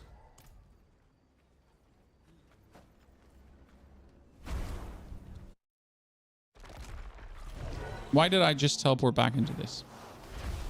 I got a greater FX grandfather today. That's amazing. The problem is that grandfather can't be masterworked. You get robbed. Uber uniques can drop with greater affixes. I got a greater affix Harlequin crest. But those are Uber uniques, not uniques. Barricade dropped Jacob with J. Yeah, Uber unique. Or Ray. I mean, mods literally killed 300 live on stream. You know? And not a single unique. Normal unique. Win favor, my friend. Get up. We need Angel Breath. So we're just quickly going to get these. Just slay the Blood Maiden here. My favorite one. Uber unique still can. Yes, I have a GA Shaco too. It's a 100% fact. Uber uniques can drop with greater affixes. Why can't you masterwork Grandfather? Because Grandfather is weirdly bugged, where masterworking it only upgrades one stat with a 25%. And if you get a 25% then on another stat, it doesn't get upgraded. So yeah, it's somehow like you can masterwork it, but the way how the masterwork is actually being applied to it is not working. Could you please put on the second heart? I don't have so many hearts, Cal, to also put the hearts in. The season pass for the skins, they're not worth it. I have to say this season pass, it's the first time I've been rather disappointed. Maybe it's just I don't like the look of it, but it hasn't been anything special. Right? Not really convinced.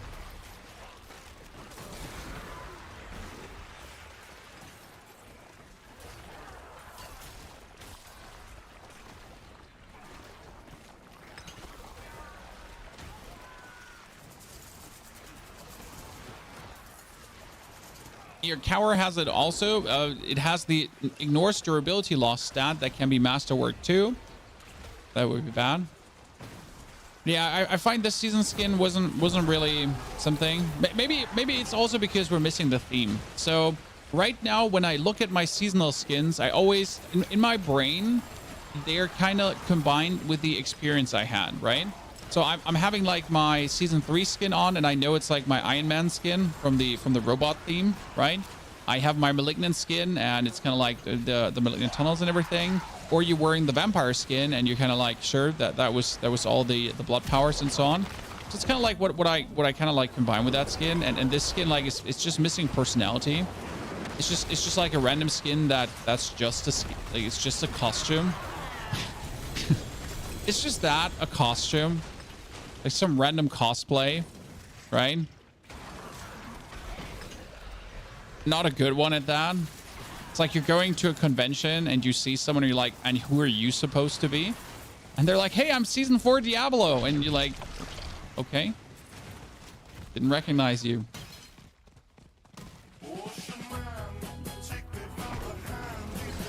Beacon, congratulations on the gifted sub.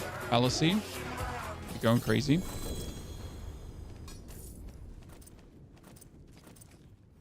Spend 50 million reworking. Yeah, I have to rework this chest so many times because I need that 6. And the problem is, in order to get a skill plus 6, right, Chad? You need to hit Masterworks 2 times. We talked about this in the last video, in case you missed it. Literally how Masterworking actually like works in terms of the skill upgrades. And in order to get a plus 3 to a plus 6, I need to be lucky to hit the Masterwork 2 times. And that can take me forever. I mean, I did it on my helmet, right? Ha! I did it on my helmet. Yeah, great. 3 times, Chad. Did you know that a skill can go up to plus 8? Holy what? Yeah.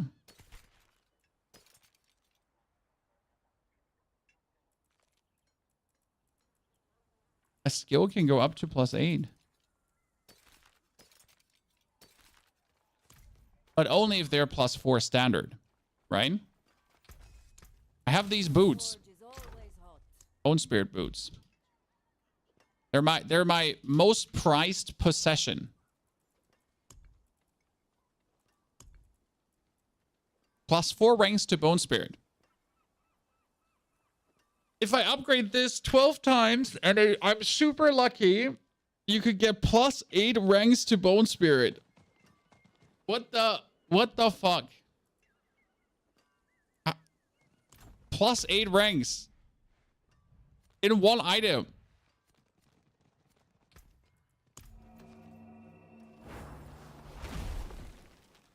No?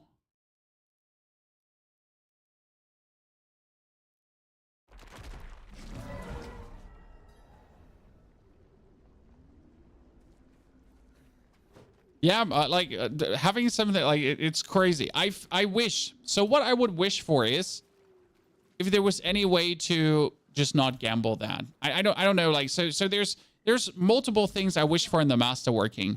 Either to have more consistency, right? That I have any way to influence this because I find gambling boring, or reduce the cost. I mean, the 2.5, the 5 million reset is just ridiculous. Because let's be fair. How many times do I have to reset this to get there? Correct? So I would have to reset this at least 10 times. That means 50 million. Okay? So at least 50 million.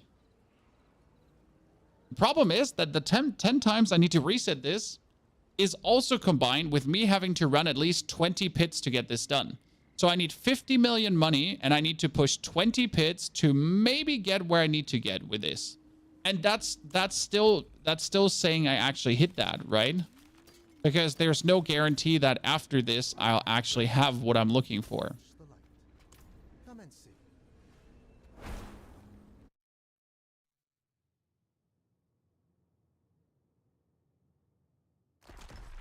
In Rogue Heartseeker build, why is your damage dropping from 5 mil per hit to 5k per hit? Maybe you don't apply vulnerable, sir? You don't have enough lucky hit to trigger your thingies? Oh, my wife is bin unterwegs. Let me check.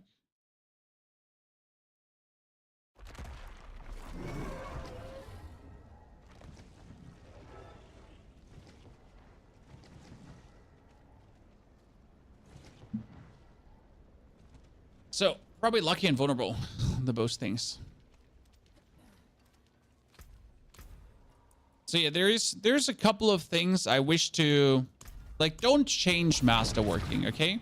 I like masterworking. But when we're talking about material and cost, there needs to be adjustment. Right? Pit 90 to 100 for leveling. Yes, if you're going from 90 to 100, you do the pit. You do Nightmare Dungeons to get all your glyphs to 21. So you want to be level 100. Okay, so right now this season, the most important breakpoint is you want to be level 100, and as you are level 100, you want every glyph level 21. If you are 100 without every glyph level 21, you kind of made a mistake. Because as soon as you're 100, you don't want to go into Nightmare Dungeons anymore. Nightmare Dungeons on 100 are a waste of your time, because the pit gives you masterworking material, items you're farming in Hell Tides, and Nightmare Dungeons don't even give good money. So there's absolutely not a single reason to spend your time in Nightmare Dungeons. Nightmare Dungeons are great for leveling. They're fantastic for leveling because they have these Nightmare Dungeon events. So what you're truly looking for is cursed chests, cursed shrines, wave-based, horde-based events, cursed welds. All that kind of stuff is what you're looking for, right? Because if you get that stuff, $100 builds y'all. That's trillions of XP. That's the real XP in Nightmare Dungeons, like these kind of events, right? That's where things are cooking. But again, once you have all your glyphs 21, once you are level 100, like there's no reason for you to do Nightmare Dungeons, because you get other things to do, better things to do, things that make more sense to spend your time on.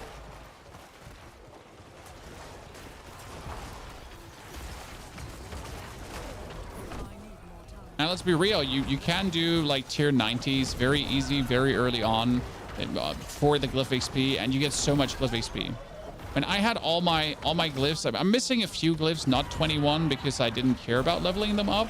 Like they're only needed for like kind of niche builds. Is that dude standing inside the wall? Because my golem is not attacking him. My golem is just standing next to him. It's like, and you, bruv? What you doing here? Hanging out? Cool.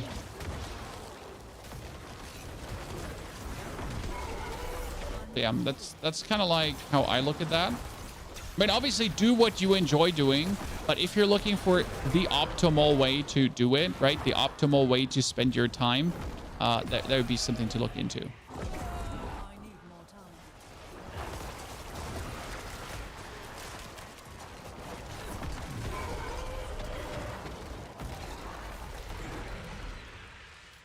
So.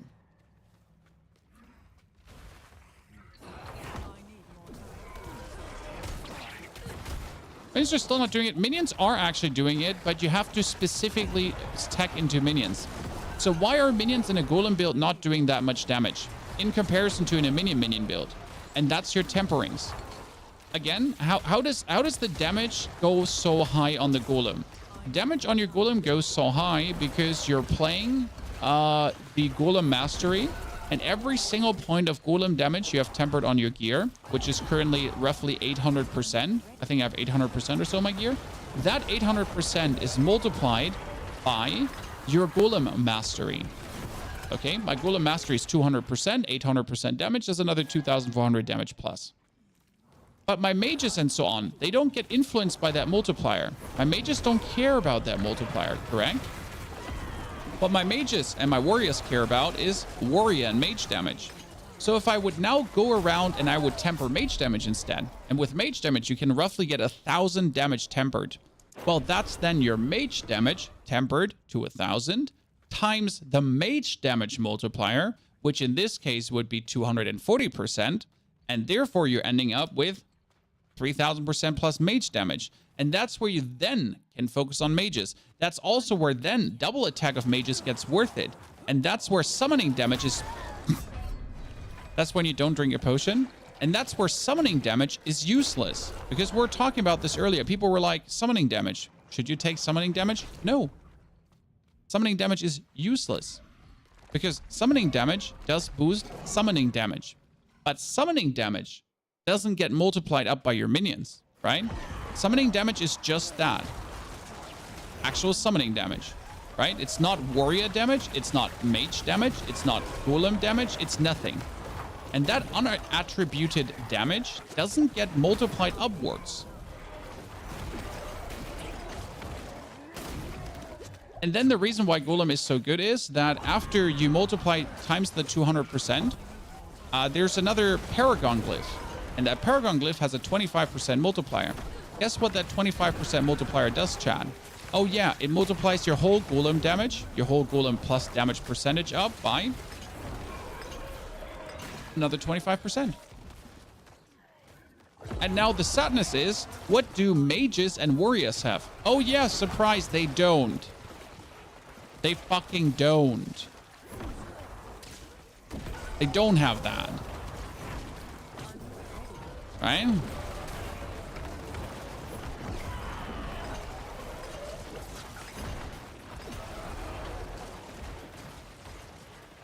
Fantastic, isn't it?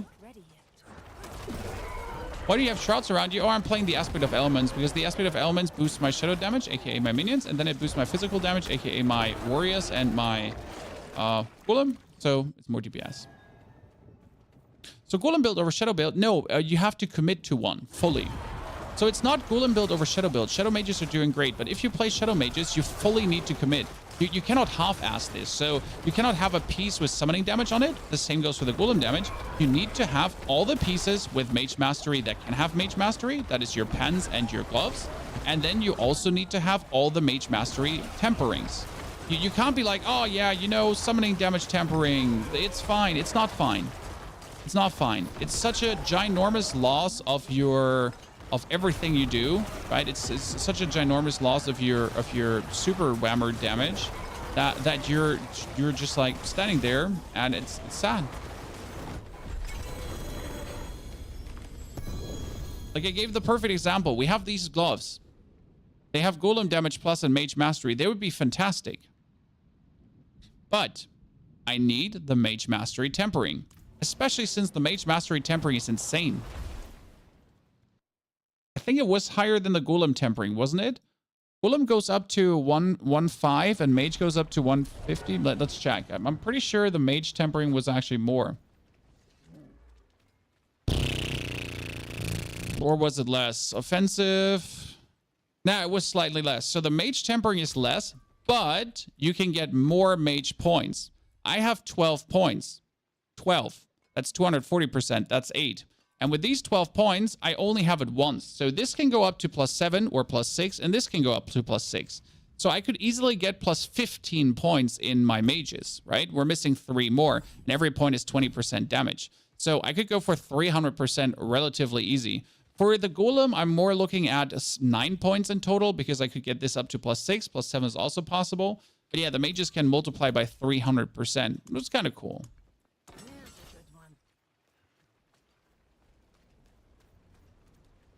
Are you using blood getters after today's testing? Yes. So we did today's testing again, and my previous testing was flawed. I'm sorry. I cannot tell you why it was flawed. I cannot tell you what happened, but something broke. I did do something wrong, and I seem to have like had a number switch or whatever. But blood getters is in fact working, and the 21% increase goes over to your minions. Did you ever swap your boots? The problem is I'm a greedy motherfucker, and the boots that I'm wearing are better than the other boots, and that's why I don't want to swap them, even though I should. And what we're doing right now is we're pushing the pit a bit. Like I'm trying to get the materials to essentially be able to push the pit deeper. So what I want to get is I want to masterwork the ring a final time, okay? And then I think we want to masterwork the pants another 2 times, maybe even 3 times, because that would give me the life I need, because currently my pants are double max life, which is actually kind of cool. And if I masterwork that up, I think I should get another 1,000 life plus roughly, which is actually kind of a lot.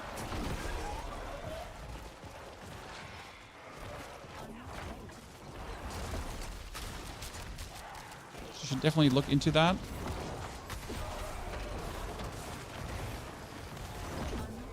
And then we're going to try the 115 today with the changes to kind of show everyone our findings. Because I think right now we tested everything. We tested every aspect. We tested everything about golem damage, especially how the golem multiplier goes so nicely up. We also tested all damage, guys. So the interesting question was, does all damage make your golem stronger? It does. It does. But all damage does not influence the golem multiplier. So all damage is kind of boosting you. Then it goes into your golem, which is great. But it doesn't actually make your golem multiply upwards. So the actual damage your golem does, the boom, right? The sucky, the hits, the everything, the golem multiplier, does really only get influenced by the golem damage. So more's more in that case. If you miss one single golem tempering, you're essentially missing out on 600% damage. Yeah.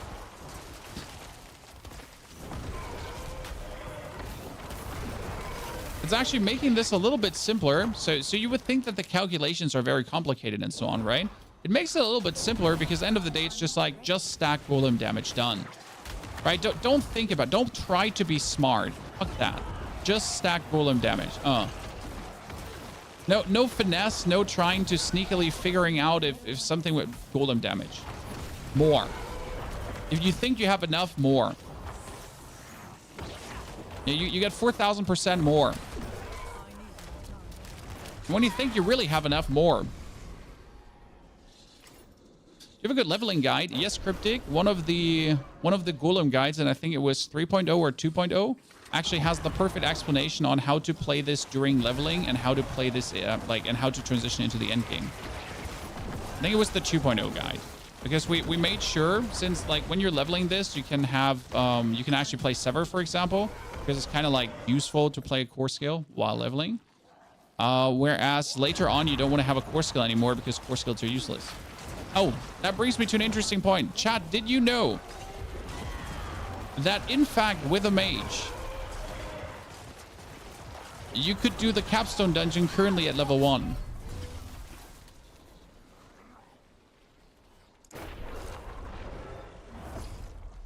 Yes.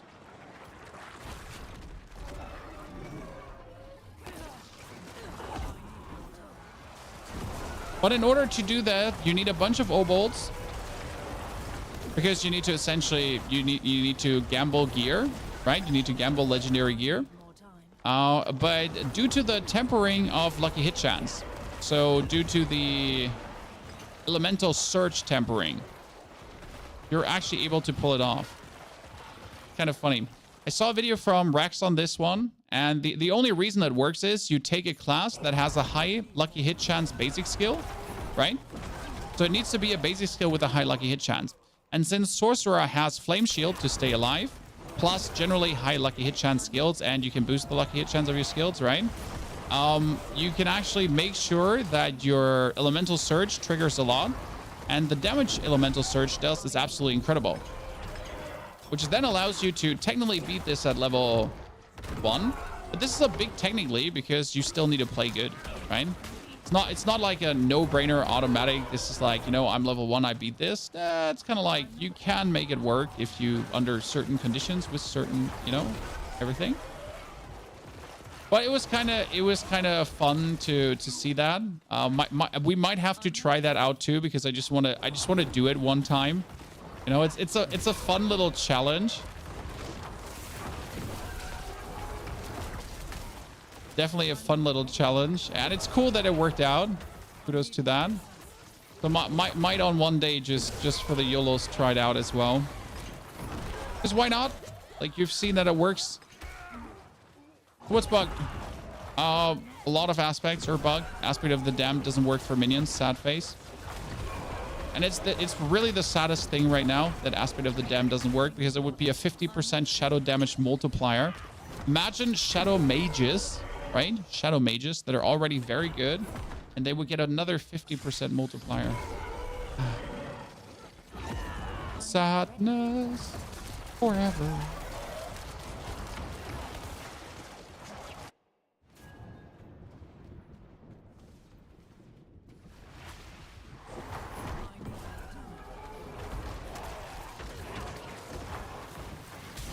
Please don't hit me, sir. Ma'am. Id. Blob. It was mean. I'm sorry.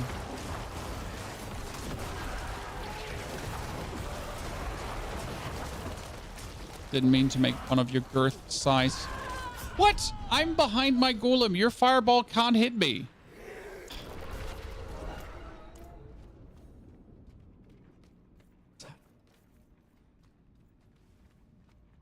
Did you say minions or skellies? I mean, Golem anyways doesn't profit from Aspect of the Damned, Johnny. Golem does not have any interaction with Damned because it's shadow damage, and Golem doesn't do shadow damage, right? Pugs, thank you for your donation. Thank you for the 1337. You are playing the Undying Golem. How's it working for you? The Undying Golem is one of my favorite ones, just for safety reasons. So Johnny is talking about, Pugs is talking about the Bone Storm build that essentially makes you undying, which is really fun for farming because you notice how I die here in between, but mainly because we're just cruising at this point, right?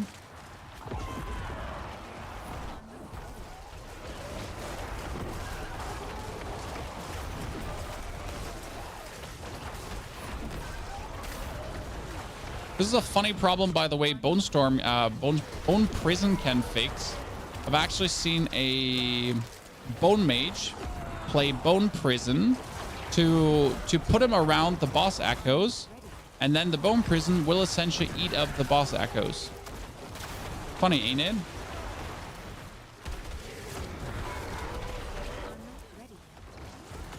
Imagine, Chan. When your Bone Prison eat up the boss echoes. Isn't that cute? Oh, only one dash.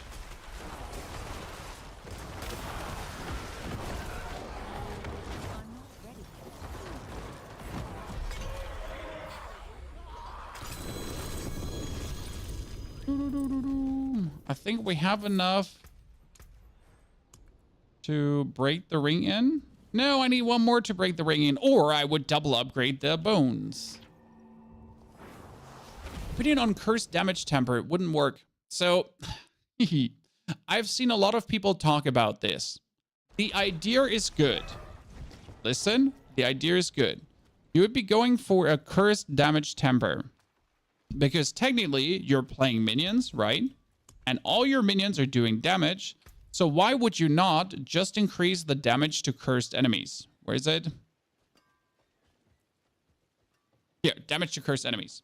Because everyone would profit from this. That makes sense. But it doesn't. As we said, your actual damage of your minions.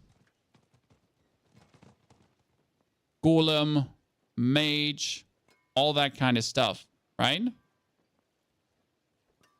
That damage gets multiplied upwards by your Golem mastery, mage mastery, and warrior mastery. Which means that this bonus of 150% is not 150%, right? It is in fact 450%. So if you're now tempering damage to cursed enemies instead of golem damage, you would be getting 65% damage plus to everyone. But you would be losing 450% golem damage. A fallacy. I do have a Harlequin Crest. I just don't want to play a Harlequin Crest, you know? That brings me to the point that we're only one away from the ring. So that's one dungeon away from the ring. But I had something in my mind here. You brought me off track. I was having something in my mind. You know why I'm dying, chat? We made a mistake. We were fiddling around with a Paragon board and everything was fully resistanced out. Do you know why everything was fully resistanced out as we were fiddling around with a Paragon board? And we changed some things and we're like, hey, why are we even taking these points? Because while we were fiddling around with the Paragon board, from the previous testing, we had the defenders sacrificed. So let me quickly fix this because that kind of explains a lot. That kind of explains why I have been having the experience we have been having here. Need to quickly swap 2-3 things around.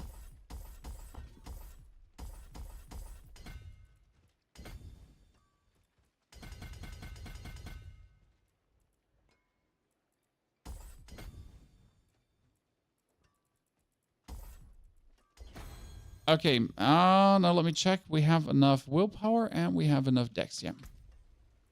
See, because of that, now suddenly we're almost there. We're actually missing, Jesus, we're missing 1 point. Where are we missing that 1 point? No, we should have it. Oh, because we're missing intelligence. Yeah, we're missing the 2.5% from the 100 intelligence. Oops. Oops. Well, you're forcing me to reconsider my life. I don't want to reconsider my life. Ryan? Okay, we get this fixed quickly.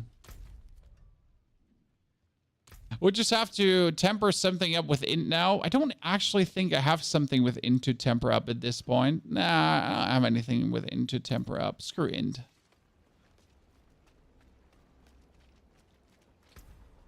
I'm confused on paper. Shouldn't it higher DPF as 12 minutes higher at the same time? Just one golem hit bigger every so often? No, Silent Psycho, because your golem hits so much harder.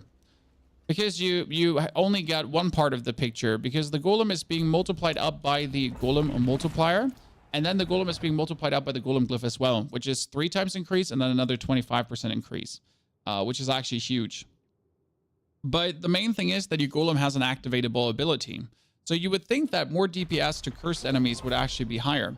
But it would also be more DPS if you boost actually your skeleton mage damage, right? Because your skeleton mages get 240% multiplied upwards, which would be then 5 minions getting the multiplier of 240%. So the mages actually getting all the multipliers is quite nice. And that's what we're going to try to recreate too, but the problem is I don't have the gear for that. I simply don't have the gear to recreate this for the mages, which is actually a real bummer. So that your golem has an activatable ability, so the more damage he does, the more damage he does with one slam, and that damage is so high, like, I mean, the golem can obviously do multi-billion damage, right, with this ability, that like, despite maybe getting more DPS with Cursed, as you consider it's being 12 minions, you would still be, again, better off with Mage Mastery instead of going for the Cursed, right, because the Mage Mastery multiplies upwards. You're still better off with the golem then, instead of the Cursed, in case of the golem. Right? How much percent do you have on golem inside the pit? Well, since we just moved some things around, it's lesser than it was before, which is kind of sad because we're close to 6k. But we're currently sitting at a very comfortable 5,700. What we're missing though is 40% on one temper, and that 40% on one temper is another 150%, right? And we're missing the Paragon points, but I can't actually do more Paragon points right now because I needed that for resistance. Now, if I could swap one of my armor temperings into a resistance to all elements tempering, then we're actually cooking. Because right now I'm running 2 armor temperings, which are not needed, right? The armor, two armor affixes, which are not needed. So if I could replace one of these armor affixes through a elemental resistance affix, then I could just put my points completely different. And if I could put my points completely different, we might actually be able to squeeze out even more damage. So, ta-da! There's 2 more damage. We're not playing Grasping Veins over Elements because Grasping Veins does only affect your minions and giving them more crit chance, but it doesn't give them more damage. So Grasping Veins would increase the crit chance of your minions by 25%, which then has your Golem crit more often. And I'm not sure if that's actually that much worth it because my Golem has already right now a 50% critical strike chance, and that's 8% more, no, 6% more. So he has a 60% critical strike chance to go up to 85. But the damage multiplier from Grasping Veins is not applying to the Golem. So, not to minions in general. So in case you didn't know this, because you didn't know that, but Grasping Veins does actually not, in fact, have your minions do more damage. It again, just gives you more crit chance. But the crit chance is nice. I mean, 25% more crit chance. Your Golem, like, critting more often. I guess there could probably be a case being made why Grasping Veins is somewhat good. Whereas currently the Ring of Elements gives us a 30% damage multiplier, either to physical or to shadow. That means that we're consistently getting more damage anyways, and that's kind of nice. Okay. I hope that makes sense for you.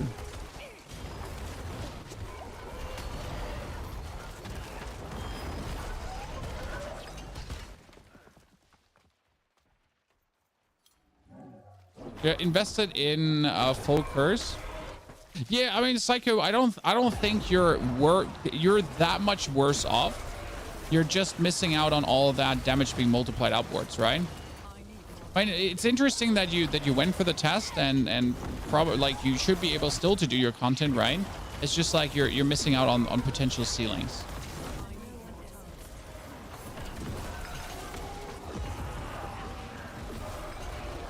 See, suddenly elemental damage doesn't kill us anymore, right?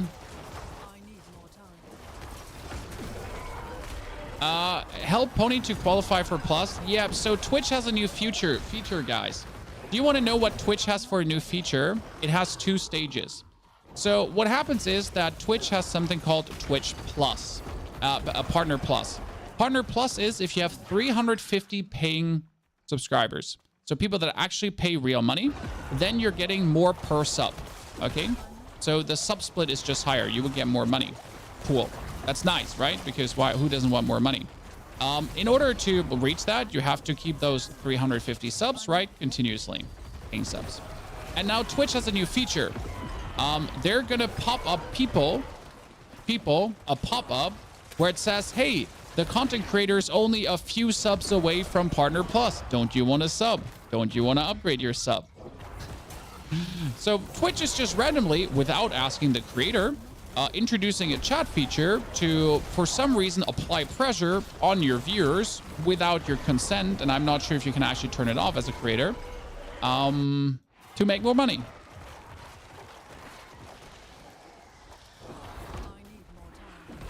Funny, huh?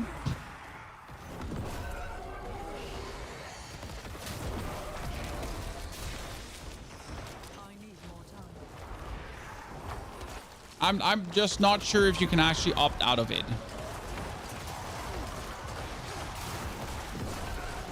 Because I don't need my viewers being peer pressured into feeling the need to do something. I mean, if I want to peer pressure you, I'll just ask you directly, okay?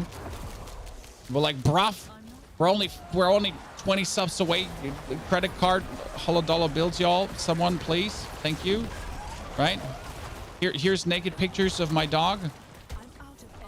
ASMR session. I'll stream in a hot tub. Like, right? I don't need Twitch to do my job for me. I can do it myself. If I want you, if I want your money, I'll fleece it out of you somehow. Fireman calendar. Feet pictures, yeah.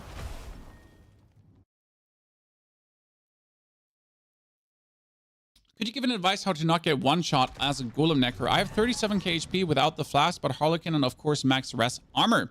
But I'm still getting one shot by every single mechanic of a Pit 105 boss. You can't. You can't. You can't. Fuck you. I'm so sorry. Get wrecked. The problem with the boss echoes. Okay, so how does Necromancer reduce damage? Necromancer reduces damage by 20% here and by 25% here. And with Harlequin Crest by another 20%. Guess what happens if you get hit by a boss echo? This 20% damage reduction doesn't work. Because the boss echo in a pit is a skill. It's not something you can damage reduce. Guess another thing. The territorial glyph that gives you damage reduction from close. Oh yeah, that one doesn't work as well. Congratulations. The darkness glyph, which gives you 10% damage reduction if the enemy is affected by shadow damage over time. Yeah, that doesn't work against the boss echo as well. So the only way to survive boss echo shots is by having as much HP as possible, Harlequin Crest, Hardened Bones preferable on the Amulet. Then you should play, sadly as it is, Bone Storm, because Bone Storm is good. You would hope for, and this is very important, right? You would hope for that enough corpses are close by that you're actually getting the 15% damage reduction from this one, and then you could be surviving.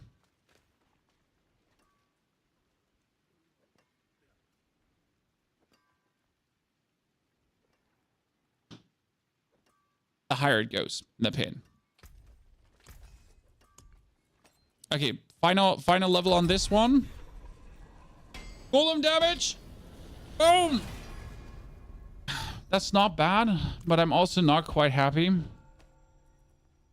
It ain't bad, right? Would you take Frigate Finesse GA over 9 attack speed and 10 vulnerable damage? Sure, Shocks can do that. Can do that. It's a good multiplier.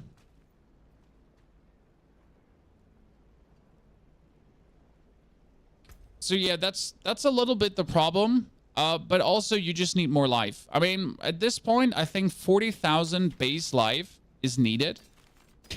It's almost mandatory, and I hate to say, like, 40,000 base life. Okay, you don't have 40,000 base life. Get the fuck out of here. What's shitting wrong with you? I mean, look at my freaking scythe. It gives me 4,000 life plus. That's mandatory, right? I have 40k without a flask. Yes, 40k without a flask. I mean, and it's totally possible. My pants don't have a greater affix life. My chest doesn't have a greater affix life. My boots don't have a greater affix life. My helmet doesn't have it as well. My rings don't have it. So technically, like, to really survive later on in the pit, right? You need greater affix attack speed and greater affix life. I need greater affix warrior mastery or cooldown reduction and greater affix max life. I need greater affix max life here too. Yeah.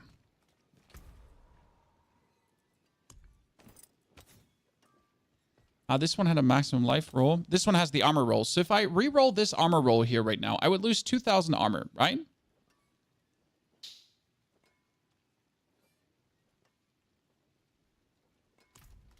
The only way I could do this is by fully upgrading that item. I need to see how much more armor I'm getting.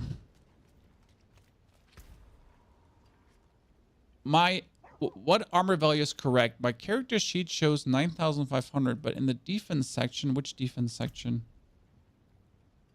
You mean this one here? It only shows 8,780. So haha. Might one of these things that you're having be only out in combat? You know? Might one of these things only be from combat, and that's why you're not seeing it correctly?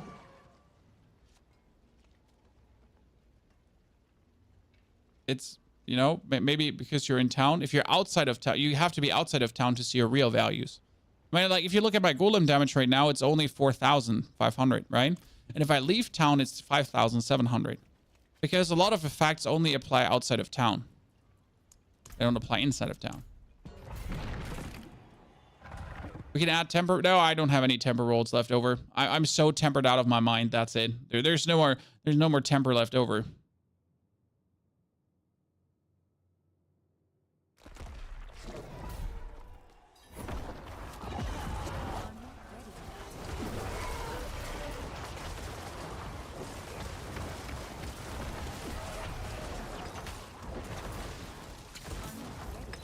Can we add temper rolls if we have 0 rerolls? No, then you're screwed.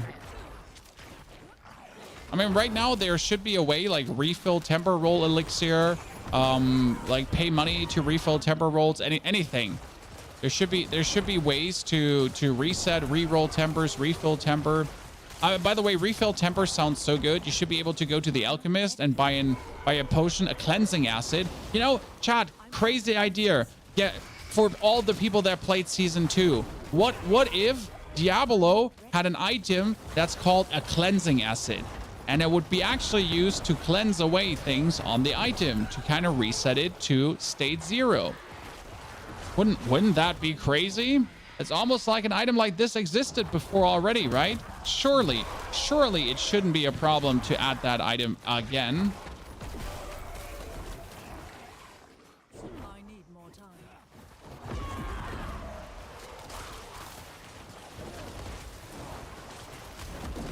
And yes, season 2. No, season 1 had a cleansing acid. Season 2? Season 1? Which? No, season 2. Yeah, season 2 had the cleansing acid. Yeah. Just add it back. Let us cleanse items. Oh, laser. We don't like lasers.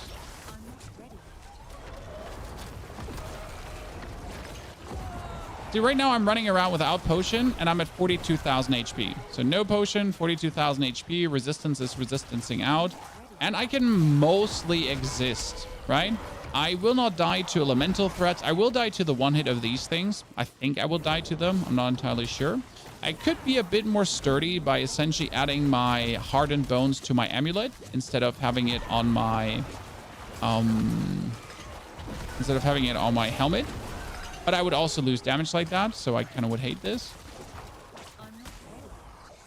I could play the Harlequin Crest to get a bit more damage reduction, but you're mostly okay with 42,000 life. The problem is just really that Necro doesn't have anything to natively create barrier. So you have no barrier production in the Necro class. There is nothing. You cannot sacrifice minions. You cannot get bones. You cannot get anyone to suck your feed. No barrier. No barrier. Nothing. In order to get barrier, you always need to do bonus mambo jambo. You need to sacrifice aspect slots, right? You need to take your ultimate skill. You need to change that. Have you tried Flay Barb? I'm not playing Barb. I find Barb increasingly boring. I'm saying that as someone who's playing minion necro, so I notice how this might come out wrong, but I have tried playing Barb because Barb is obviously generating a lot of clicks, chat. And as a creator, it's all about clicks. You know how it is. But I can't, for the love of God. I can't. It is so boring. Like, everything about Barb yelled boring to me. I'm sorry. Also, I don't want to be abusing 4 weapons, right? Let me keep complaining about Barbarian, because as soon as I start playing Barbarian, I can't complain anymore. Like, I wanna be able to complain and be like, Barb, shit, stupid 4 weapons. Give me a belt for my Necromancer, right? Let me just keep complaining. That would be fantastic.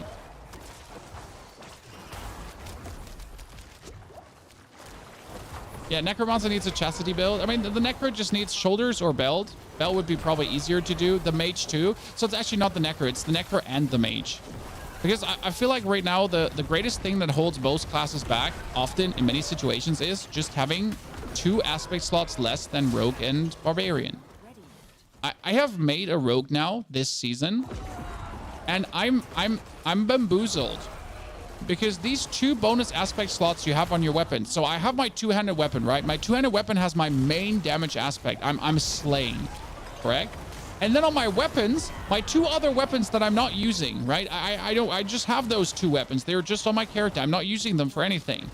So first and foremost, they're giving me a huge stat boost, right? Great, fuck yeah.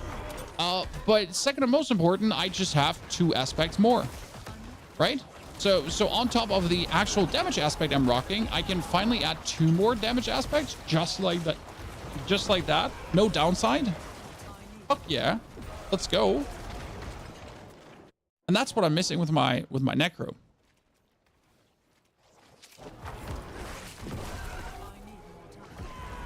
Because imagine for a second, 2 more aspect slots as the necro. It would actually be broken, I think.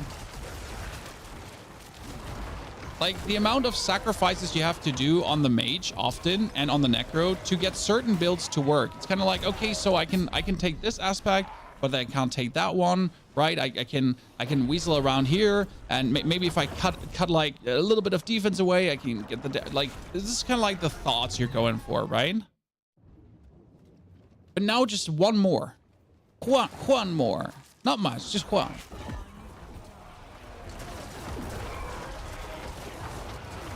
It would be something. Oh Jesus, I shouldn't stand that close. What happened to Corpse Explosion? Yeah, so Corpse Explosion is cool. And it kind of does like 5 million damage hits and 10 million damage hits. And even damage over time Corpse Explosion is quite nice. Yet though, you have the problem in these pit fights often that your enemies just move out of the corpses. So like, imagine putting down all the cool corpse explosions, being like, look at that, bam, bam, bam, corpse explosion, let's fucking go, super billions damage, and then he just walks out, right? but not only that, the damage is just not high enough. Like, I mean, the damage is vast, don't get me wrong. Like there's like really a lot of damage from corpse explosion, but I mean, we're currently in need of billions of damage, right? You need to do like, if your skill is not doing 100 million damage, it's useless. Correct? Mike, you can't add more tempo reroll. Sorry. You need, like, look at my Bone Spirit, for example. Okay, let's say 1 corpse explosion, and even if I spam them, every single corpse explosion would do 10 million damage. Okay, and I could do 5 corpse explosion in 2 seconds. That would be 50 million damage, correct? If I play my Bone Spirit build, every Bone Spirit I do does 300 million to potentially 1 billion damage. I'm not, this is not overstating it. This is what it does. Bone Spirit build. 300 million to 1 billion damage every Bone Spirit, and you do every 2 to 3 seconds a Bone Spirit. So how is now a Corpse Explosion going to compete with that? If you reroll a Masterwork stat, you lose the buff. No, it's the greatest thing you can ever do. If I reroll on this item now the critical strike damage, it will always be Masterworked. If I reroll the max life, it will always be Masterworked. If I reroll the Skeletal Warrior Mastery, it will be Masterworked. I could technically reroll the Warrior Mastery on this helmet to get a triple Masterworked stat. Okay, so I can take this. I can't reroll because I rerolled the cooldown reduction, but technically I can reroll that to get it upgraded. Like, I don't know if I have another item. Oh, that one had armor. And it's kind of nice because sometimes you have an item where you hit the wrong skill, but you could actually reroll this skill, so you're kind of happy. So that's a little bit how it works. I hope that makes sense for you. Okay, we want to upgrade the pants 2 more times. We said that before we go further. I should have probably farmed with my rogue today, chat, because the rogue can just do it faster. So right now we're taking like 5 minutes for a pit with a necro, correct?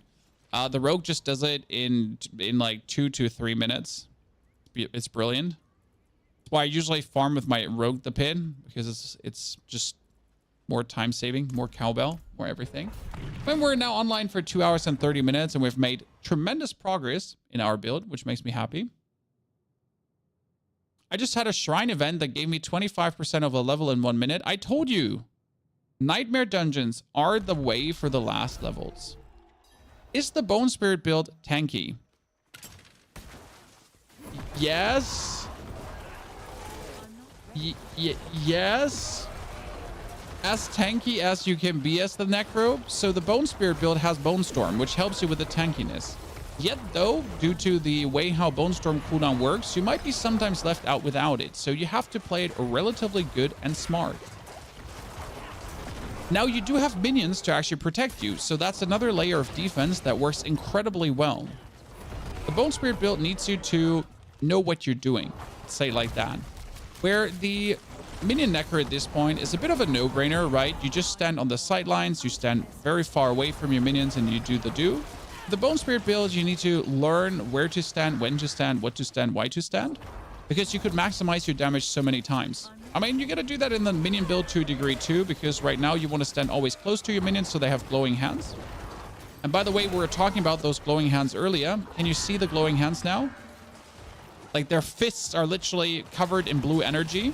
And that blue energy means Hellband Commander.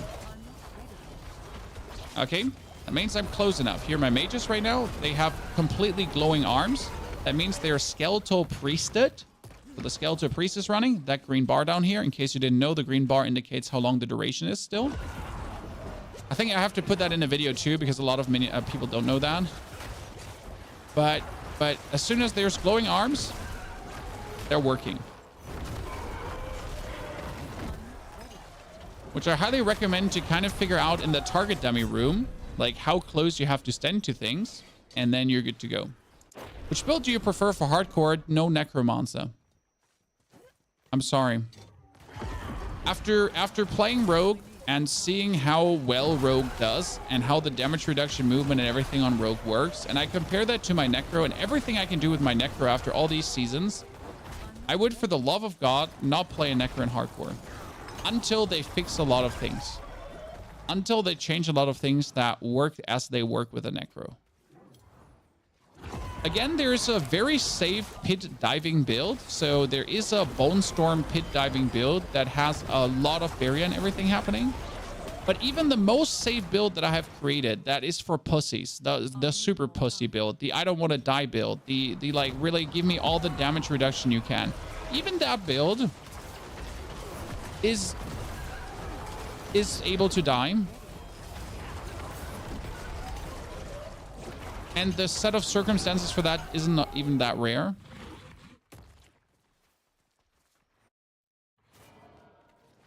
Mariah, that one is still working, yes. Very well.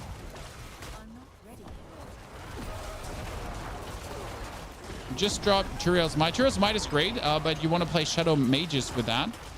Okay. So with Turiel's Might, you can play Shadow Mages, and it actually works. A lot of Shadow Mage players are playing it, and it's fantastic. I might actually have to craft my Turiel's Might to try that out, and it does help with survivability.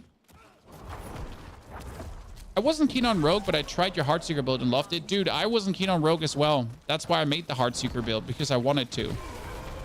I'm actually, like, it's kind of crazy, but my recent Rogue guide has been garnering more views than all my Necro content, so I seem to have done something correct there. Filled the demand that existed, and I'm very happy.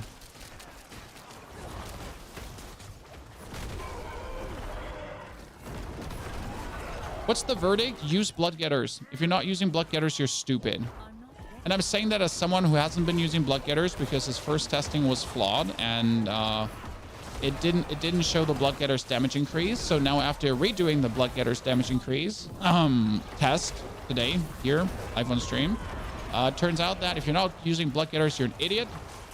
And I'm gonna come to your house and I'm gonna kiss your mom. I said what I said. I'm not taking it back.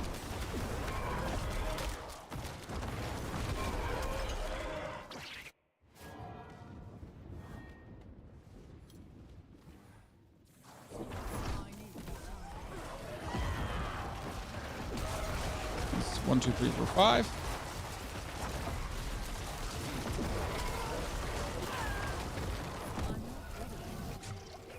Let's get these stupid pans mass to work, that we can then dive deeper into the pit. When we're finally getting to the point of having every items 12 times. I don't know how it's looking for you guys, but I have no character so far that has every single item 12 times. Oh, I survived. Did you see? I survived that without a potion. Okay. So that was 40,000 life, and I actually survived that. You know, if you're asking yourself still, what does it even need to survive? Well, there's your answer. Just 40,000 life and a random set of circumstances where everything comes good together. You might actually have enough to pull it off, right?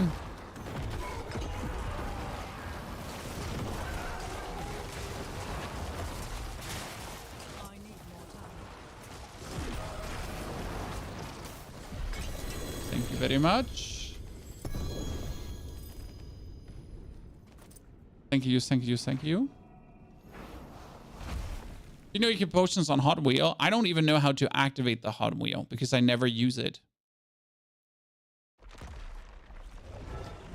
I know there is a Hot Wheel, and I don't even know how to activate it.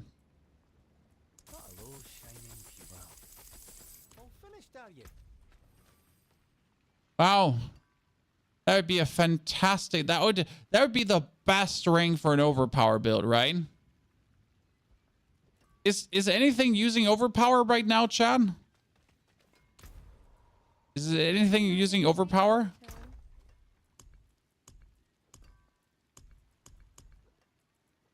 Bone Spirit uses overpower. You're right. You're right. I could use that ring for the Bone Spirit build. Worth a thought. But I wanted to sell it. I wanted to make the big bucks. I actually do need that ring as well. That's my 2 new rings for the Bone Spirit build. Because I actually do need new rings for the Bone Spirit build, and max life is just insane for that build. I do have the full gear for the Bone Spirit build, just not a helmet and an offhand. So these are the only 2 items missing we need to work on. Okay. That's pushing our life in 2 ways. Max life and maximum life, right? Both are being pushed. That's kind of nice.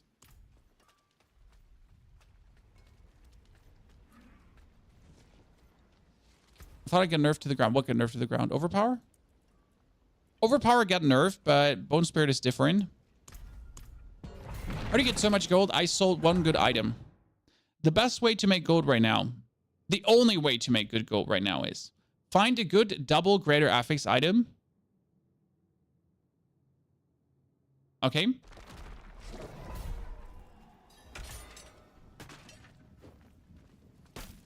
And then you're going to sell that for 200 to 500 million.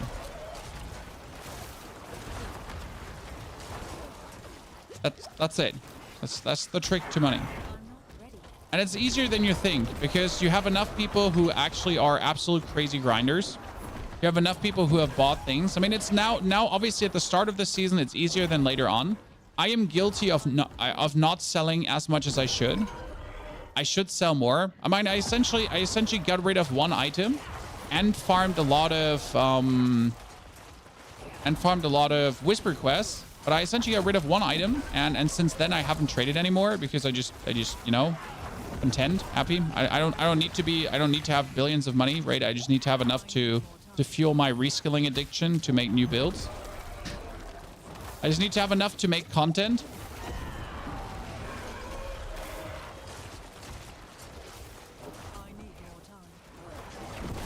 Don't support RMT. Well, obviously, like if you're selling items, if you're trading items, you are supporting the gold buying industry. But end of the day, you just want to have gold. When you you know, sir, you have the choice between getting like a couple of million gold extremely easy by trading an item, or by farming your soul out and not having fun playing the game. Because I'm gonna be fair. Like farming gold is very soulless.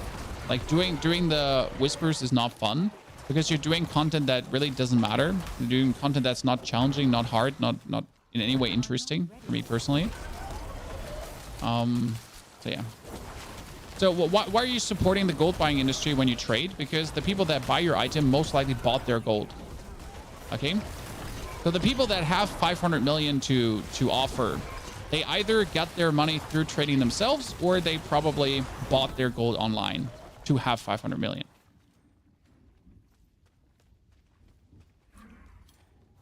Now, is it your fault if someone buys themselves gold to buy your item? No. right? How would you know? You're just playing the game and you're just putting something on the marketplace. I need more time. You don't care where the dirty blood money is coming from. When if someone wants to buy their money and then use that money for trading, it's not your fault. Blizzard made it that we have no in-game trading, so that's on them. I mean, this is like a home-created Blizzard problem, and this is coming from a Diablo partner. Chat, hi, I'm a Diablo partner. Blizzard invited me to the Diablo partner program. This is a self-created issue. And but that being said, like even if we had an in-game trading house, this would still happen. But the main problem right now is that we just don't have ways to earn gold. I mean, the amount of whispers this season is a joke. The amount of whispers last season was amazing, right? So the amount of whispers is a complete joke now. Why was it so much easier last season? Because we had a 5 whisper, we had 2 5 whispers, and the actual vaults were whispers too. So every single whisper rotation, you had a vault whisper. That means you had secured +5 plus the vault actually giving you a lot of gold, right? This is right now currently an issue that Blizzard created themselves by having us get less gold, right? If we had the old amount of whispers now, this problem wouldn't exist. But currently a Helltide gives you maybe 1 whisper quest done, if even. If a Helltide would give you 2 or 3 whisper quests done, then that would be way better because you would be farming Helltides and you would be making big money.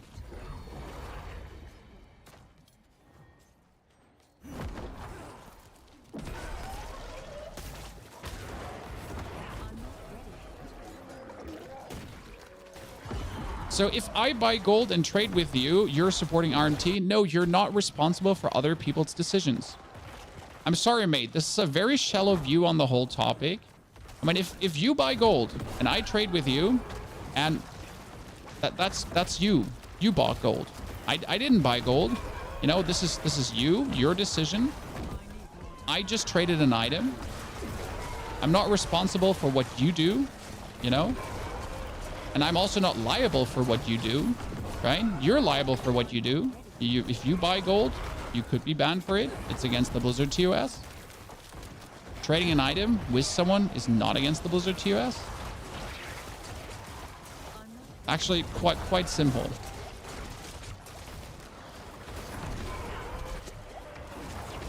Now, it's still something to be aware of, that these things are indeed happening, right?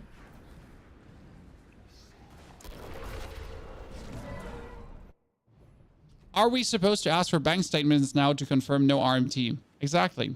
What are you going to do now? You know, are you going to be like, sir, I would like to trade with you, but could you answer me the question first? Did you buy your gold or did you farm it?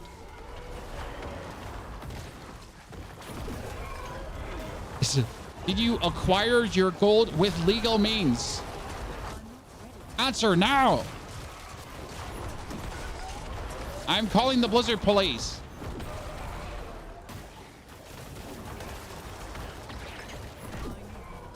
That would indeed be silly, wouldn't it?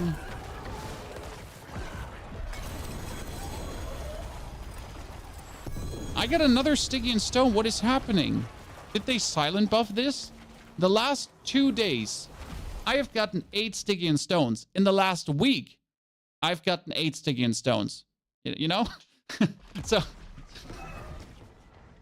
in the last 2 days, I've gotten 8. But in the last 7 days as a whole, I have gotten 8. If that makes sense to you. You know, I literally, these are the first 8 I have seen in 7 days, essentially. And I've been playing the pit all the time. Where are you coming from? What is happening?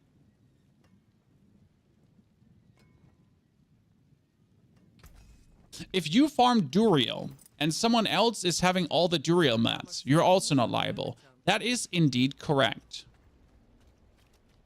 That is indeed correct. I mean, if you get invited to a Duriel rotation and someone is doing 10 Duriels in a row, are you going to ask him now, did you buy your mats or did you farm your mats? Let's be fair. Season 2, people had dupe mats. Materials that people had, duped. They weren't real materials. They got them through duping bugs.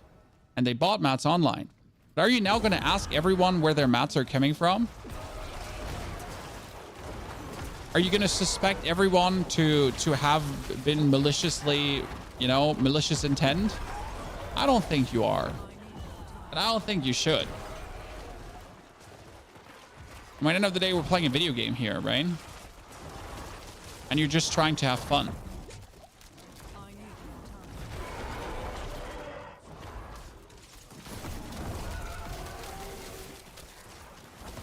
What do you do with living steel? You can sell them. I think living steel gives like 50 living steel is 2 million or 10 million. It's not too few. It's not too much. So you can sell living steel to people that actually grind Durio.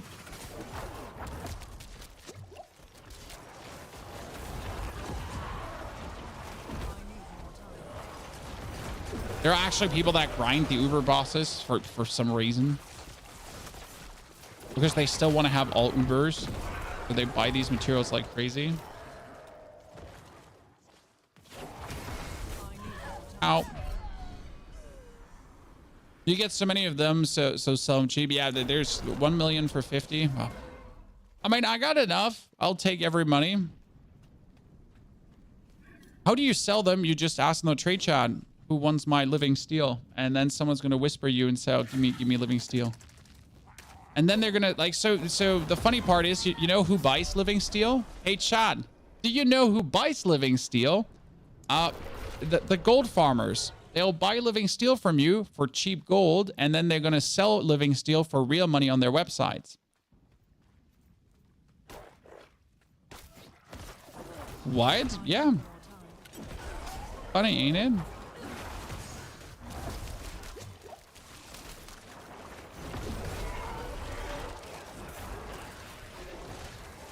Interesting things happening.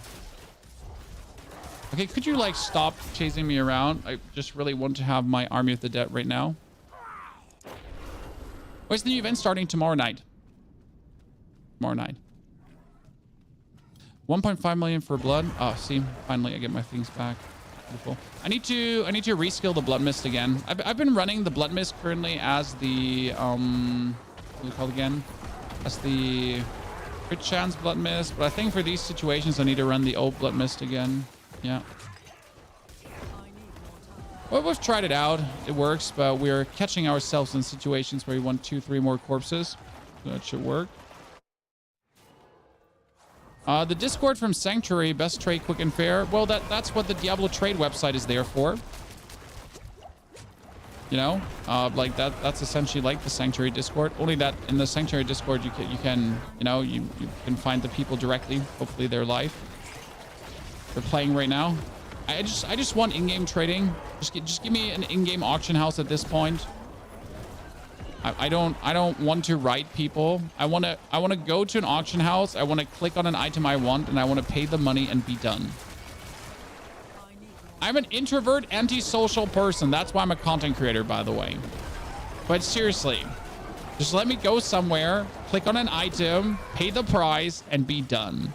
Without the unnecessary mumbo jumbo of having to interact with complete strangers to like, you know, strike up a conversation, to try to haggle a bit maybe in between. Let me click a button. Make it unpersonal. I want to talk to a robot, please. Right? What's up with the stream today, Deadman? We are clarifying some of the minion bugs. We're making sure that the Bloodgetters aspect is working, which it does. That wasn't the Bloodgetters aspect. It was the aspect of elements. Right? We figured out how Golem multiplies up correctly and why you need Golem damage on every piece of your gear and why summoning damage is shit. Yep, summoning damage is trash. If you have summoning damage on any piece of gear, I'm going to punch you in the throat. Because seriously, you should not. It is virtually useless. It's not even bad. It's useless. It's terrible. Horrible. The word is horrible. You're making a mistake. A bigger mistake than you think you're making.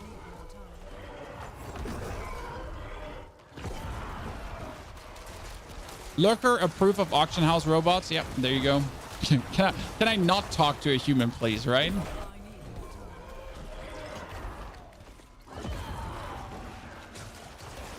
I mean, I don't think we're going to get another auction house in D4 ever. Because again, so why are we not getting an auction house, guys? Because what is the trading feature there for?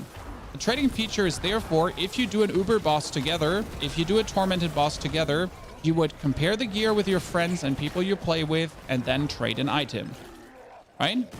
Your friend logs in and he's like, hey, bruv, do you have a good ring? And you're going to be like, yes, Timmy, I have a good ring. And then you're gonna like, you know, have to invite him for a kebab later on, and then he gets the ring. That's kind of what the trading feature is there for, right? It's not for you going around and getting the best of the best items from some random stranger in the internet and playing inflated prices and RMT and whatsoever. I think the base intention was just really like, hey, well, what if you're playing together with your friends and then you find an item and he finds an item and you want to swap items and you're like, oh, that's what the trading feature is there for. Correct? Oh, shit. I didn't see him.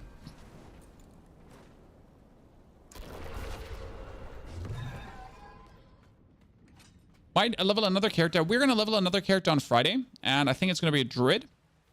Druid? Was friends, that's the thing? Yeah, I don't know what this friends is and if you can eat them. Oh, Elias. I barely see you, sir.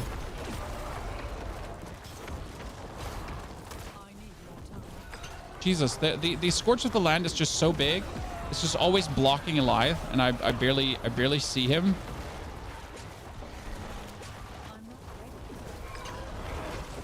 The Scorch with the Land going on.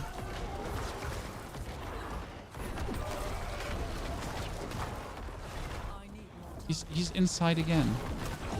Would you stop this mockery? Okay, just 2 more, 3 more, and we're done. We can go. Is there reasons to not have an in-game auction house? I guess it's because auction house failed. What was in Diablo 3? I think it was in Diablo 3, right? Where they had the auction house and there was like real money auction house and not real money auction house and everyone went kind of like crazy, and then yeah.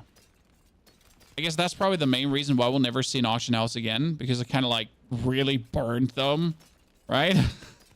I mean, it wasn't even like a little bit, right? It was like that kind of went wrong. Greeting, my hammer sings on your return.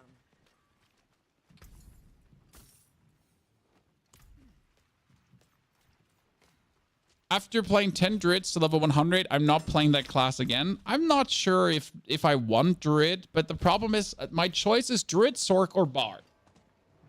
Chat. What would you play? Druid, Sorc, or Bard?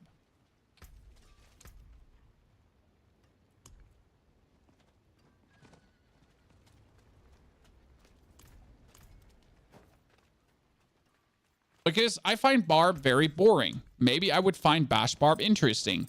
I find Sorg with the 100% life survival kind of boring too.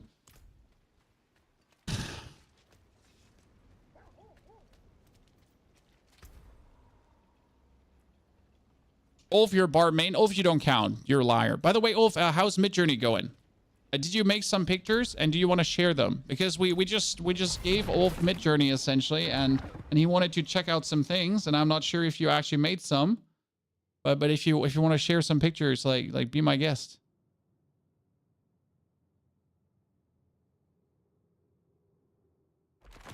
You don't have to play Firebolt. I know Blizzard is good as well, but I literally watched Blizzard gameplay, and I did already level up a Blizzard once, right? So I know Blizzard works. I know like the ice orb thingy works. Yeah, I'm so undecided.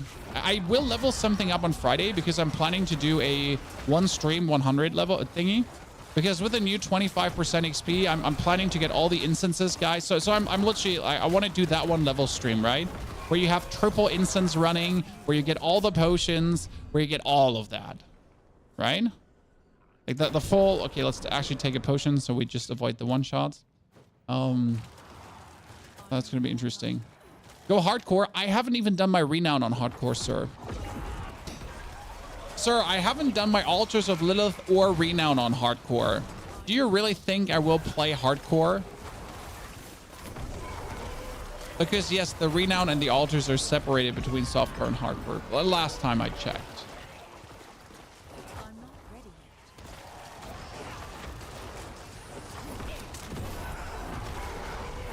yet. Right? That's what we're like looking at there.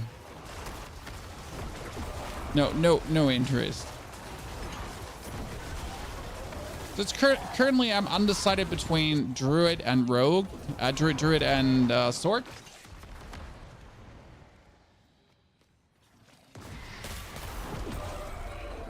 Because I just dislike Barbarian. I don't want to be OP, Chad. I don't want to be OP, but on the other hand, I want to have 400k life. You know, on the other hand, I do want to have 400k life. Just for the sake of having 400k life. You know what? Maybe I'm going to make a barb just to complain how OP it is. That's my plan. I can make a barbarian and I can consistently complain about how OP it is. And Blizzard nerf, please. I mean, I remember some of the barbarian streamers complaining about how OP Necromancer is right now and saying this should get nerfed for some reason. For some reason. So I guess it's time. Huh? I mean, literally at the start of the season, there was a lot of barb streamers and they were like, oh, look, Necro OP. This should be nerfed. And you're like, what the fuck is wrong with you? I will stab you.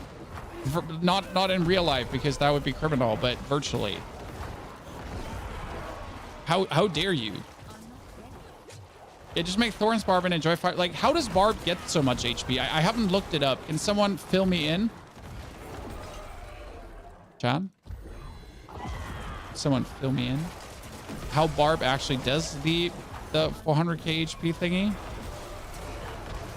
I know Barb has a aspect, Talon, Paragon that kind of gives you 50x life. So that makes sense. But 50x life and then 400k is kind of like a long shot, right? Paragon on Masterwork. So there's a temper for it. You can get 96x imposing presence temper, and then you have 90x. Okay, well that makes sense. Why don't I have life bonus tempers? You know, I feel like every class should have life bonus tempers at this point. I need more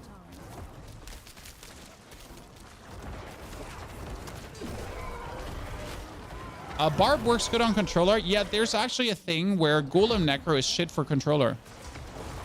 Why is Golem Necro shit for controller? Because you have a hard time pointing your Golem at certain directions to do the damage. So I can totally feel that from a console standpoint, it would make sense to actually make Barb content to just grab the console audience. I think Rogue works better on controller, especially Heartseeker, because you just point Heartseeker in a direction and that's it, right? It just Heartseekers out. I'm not ready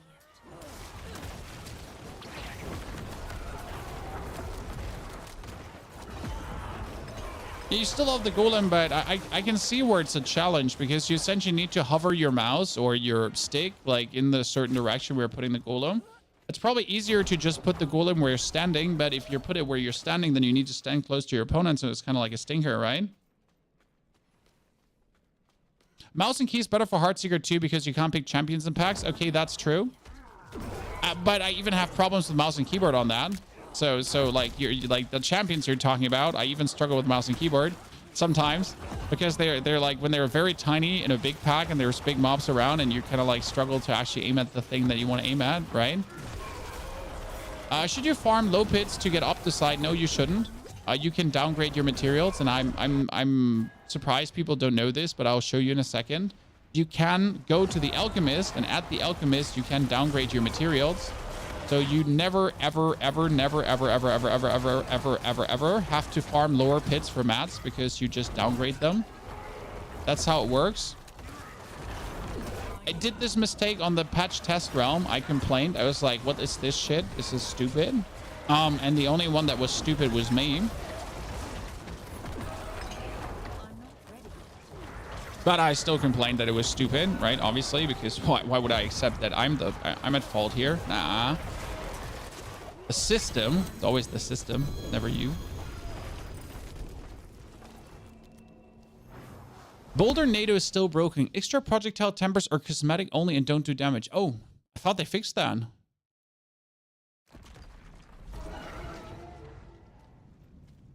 So, where you're going is to the Alchemist, okay? And the good part is it's a 1-to-3 trade. So right now I could turn 64 Neath Iron into 192 Ingolith. And then I could turn 192 Ingolith into 400 Opticide.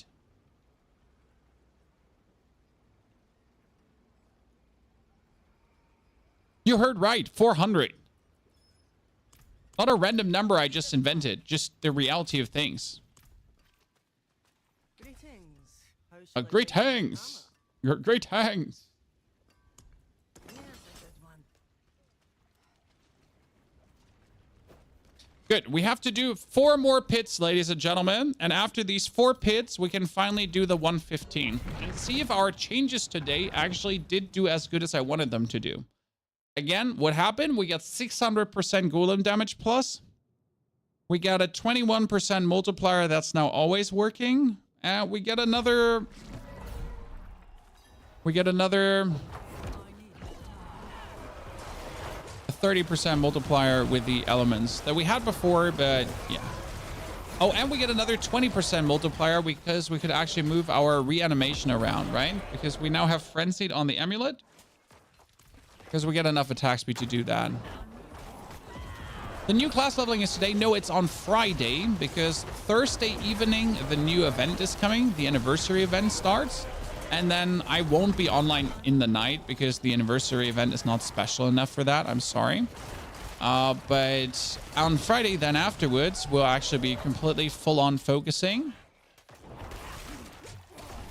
Then the next week will be a bit complicated because the waifu is gone for a couple of days. Actually, next week is going to be really harsh, chat. You're going to probably have to deal with a bit slower, with a bit shorter stream times.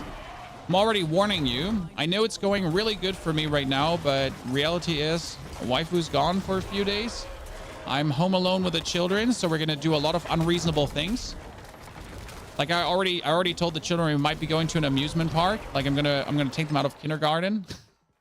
Do something unreasonable because that's what I do. I'm a dad. I do unreasonable things, especially when mom is gone. No? Why wouldn't I? I wouldn't be doing my dad duty otherwise. All the sugar. Now, my children actually don't like sugar that much. Like, so they baked cookies yesterday, okay? And my wife already makes sure that they're not very sweet. And then yesterday evening they ate their dinner and everything was fine, right? They ate it good and was like there were 2 cookies left and was like, here, you can have them. Like, you know, it's cool. And they both took a bite and then my older child gave me the cookie back and said, nah, I don't want it. It's too sweet. I was like, okay. And then I ate the cookie because obviously why wouldn't I? But I was still very proud of her. They're like sausage children, right? They would rather eat like a piece of sausage, something salty, than actually something sweet.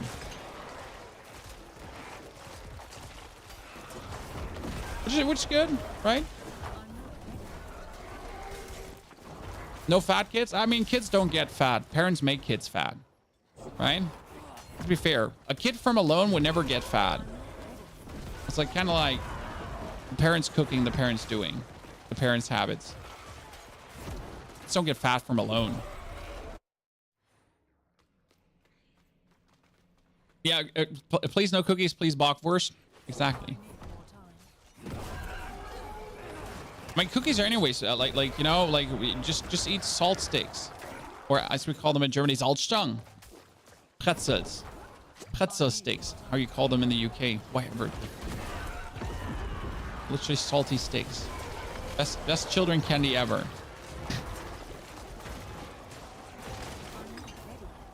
No, instead of chips. Chips terrible. Salt sticks super win.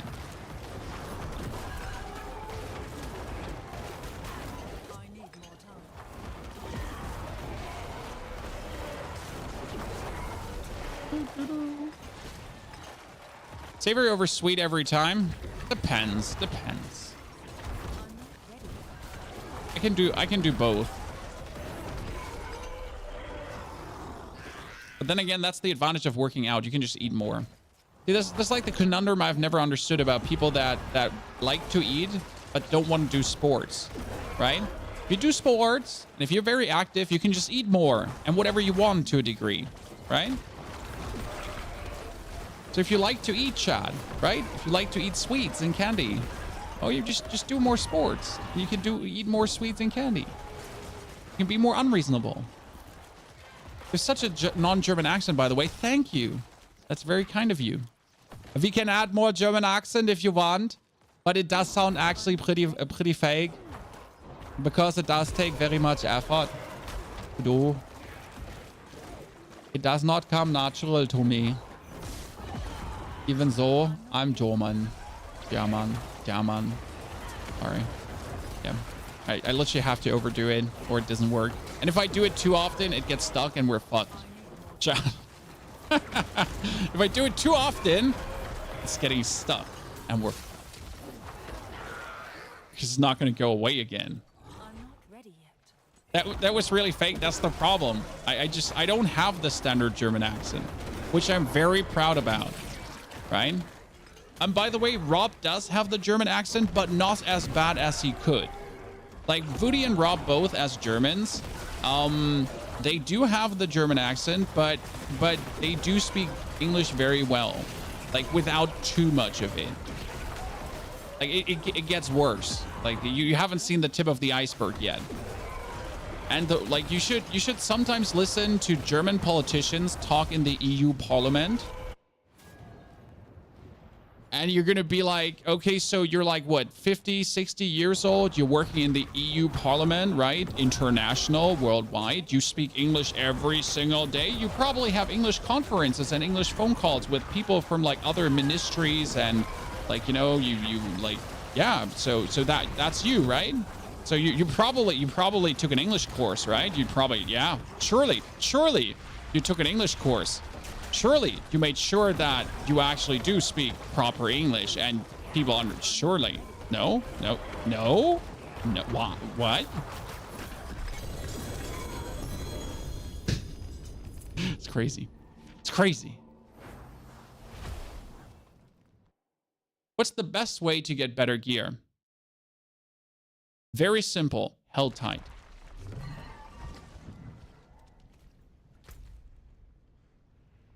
Held tight, you kill the Hell Maiden, and it's almost guaranteed one greater affix item per Hell Maiden kill.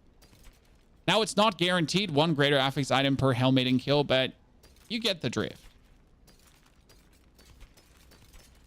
It's truly where you get it from. Lucky hit to restore resource bullshit. You think that's bad? Have you heard Kjell Magen Bondevik's English, the leader of NATO? I didn't even know that Kjell Magen Bondevik is the leader of NATO. Haha. but he has a pretty cool name. I'm going to say that. Voody is German. Yes, Voody is German.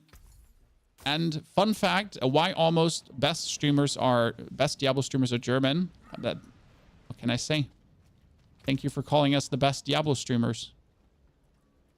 It's because we like numbers, I guess. Because we like numbers. Rob is German and Voody is German. And I'm German.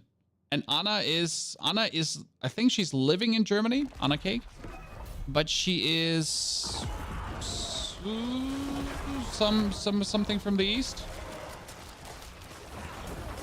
Not entirely sure. Polish? Is she Polish? A bunch of Germans. We generally have a bunch of German streamers. You know, isn't Germany the second biggest market after America at this point? I think we are, if I'm correct. No, it's Spain. Is Germany? Germany is big. Like Germany Twitch has grown tremendously. Like we used to be one of the smaller portions, but in the past couple of years, Twitch Germany has gone crazy. Twitch YouTube YouTube Germany always used to be very big. To be honest, we had like there is a bunch of decent sized YouTubers from Germany. But the Twitch scene has been, like, in the past couple of years going relatively crazy. China doesn't exist anymore. China and Twitch? Come on now, brother. There's no Twitch in China. What? They have Bilibili and Doju and Panda and Huja and Panda, Doju, Bilibili, Huja. They had Azure Fire, Azure TV.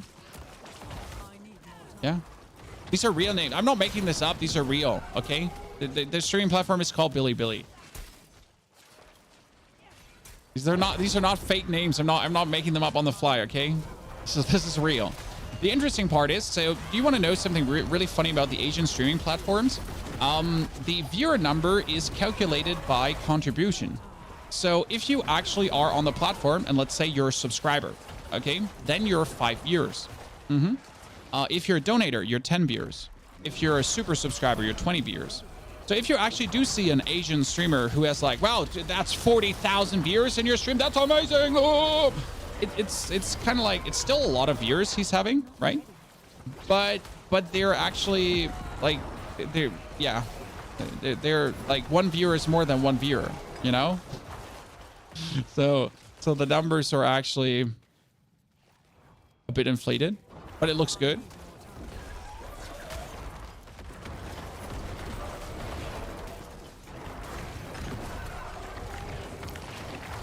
It's kind of funny.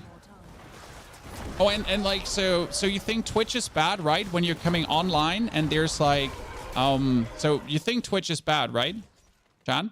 When you're coming online and there is like a bunch of girl streamers on the front page and so on, and you're going to complain about titty streamers and so on. So the Asian streaming website, it looks almost like those idols. So you're going on the website, and then there's the standard rotation that Twitch has as well. Then you're scrolling a bit down, and you're suddenly going to have framed pictures of content creators that are I think partnered, sponsored by the website, and it feels kind of like choose your idol or choose your like almost like a dating website, because you don't have like a you don't have a pop-up of their stream essentially, so there's not a window of their stream running. There's such a picture of them. So you just go there and you can click through a bunch of girls to find the girl you find the most you want to watch. Yeah. Asian streaming websites are really, it's really interesting. Like it's something, I'll tell you that.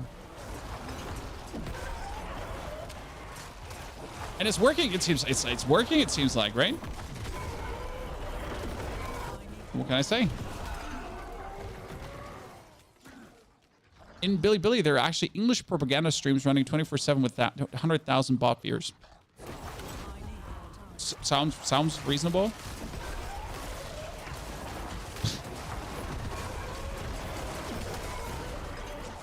Right?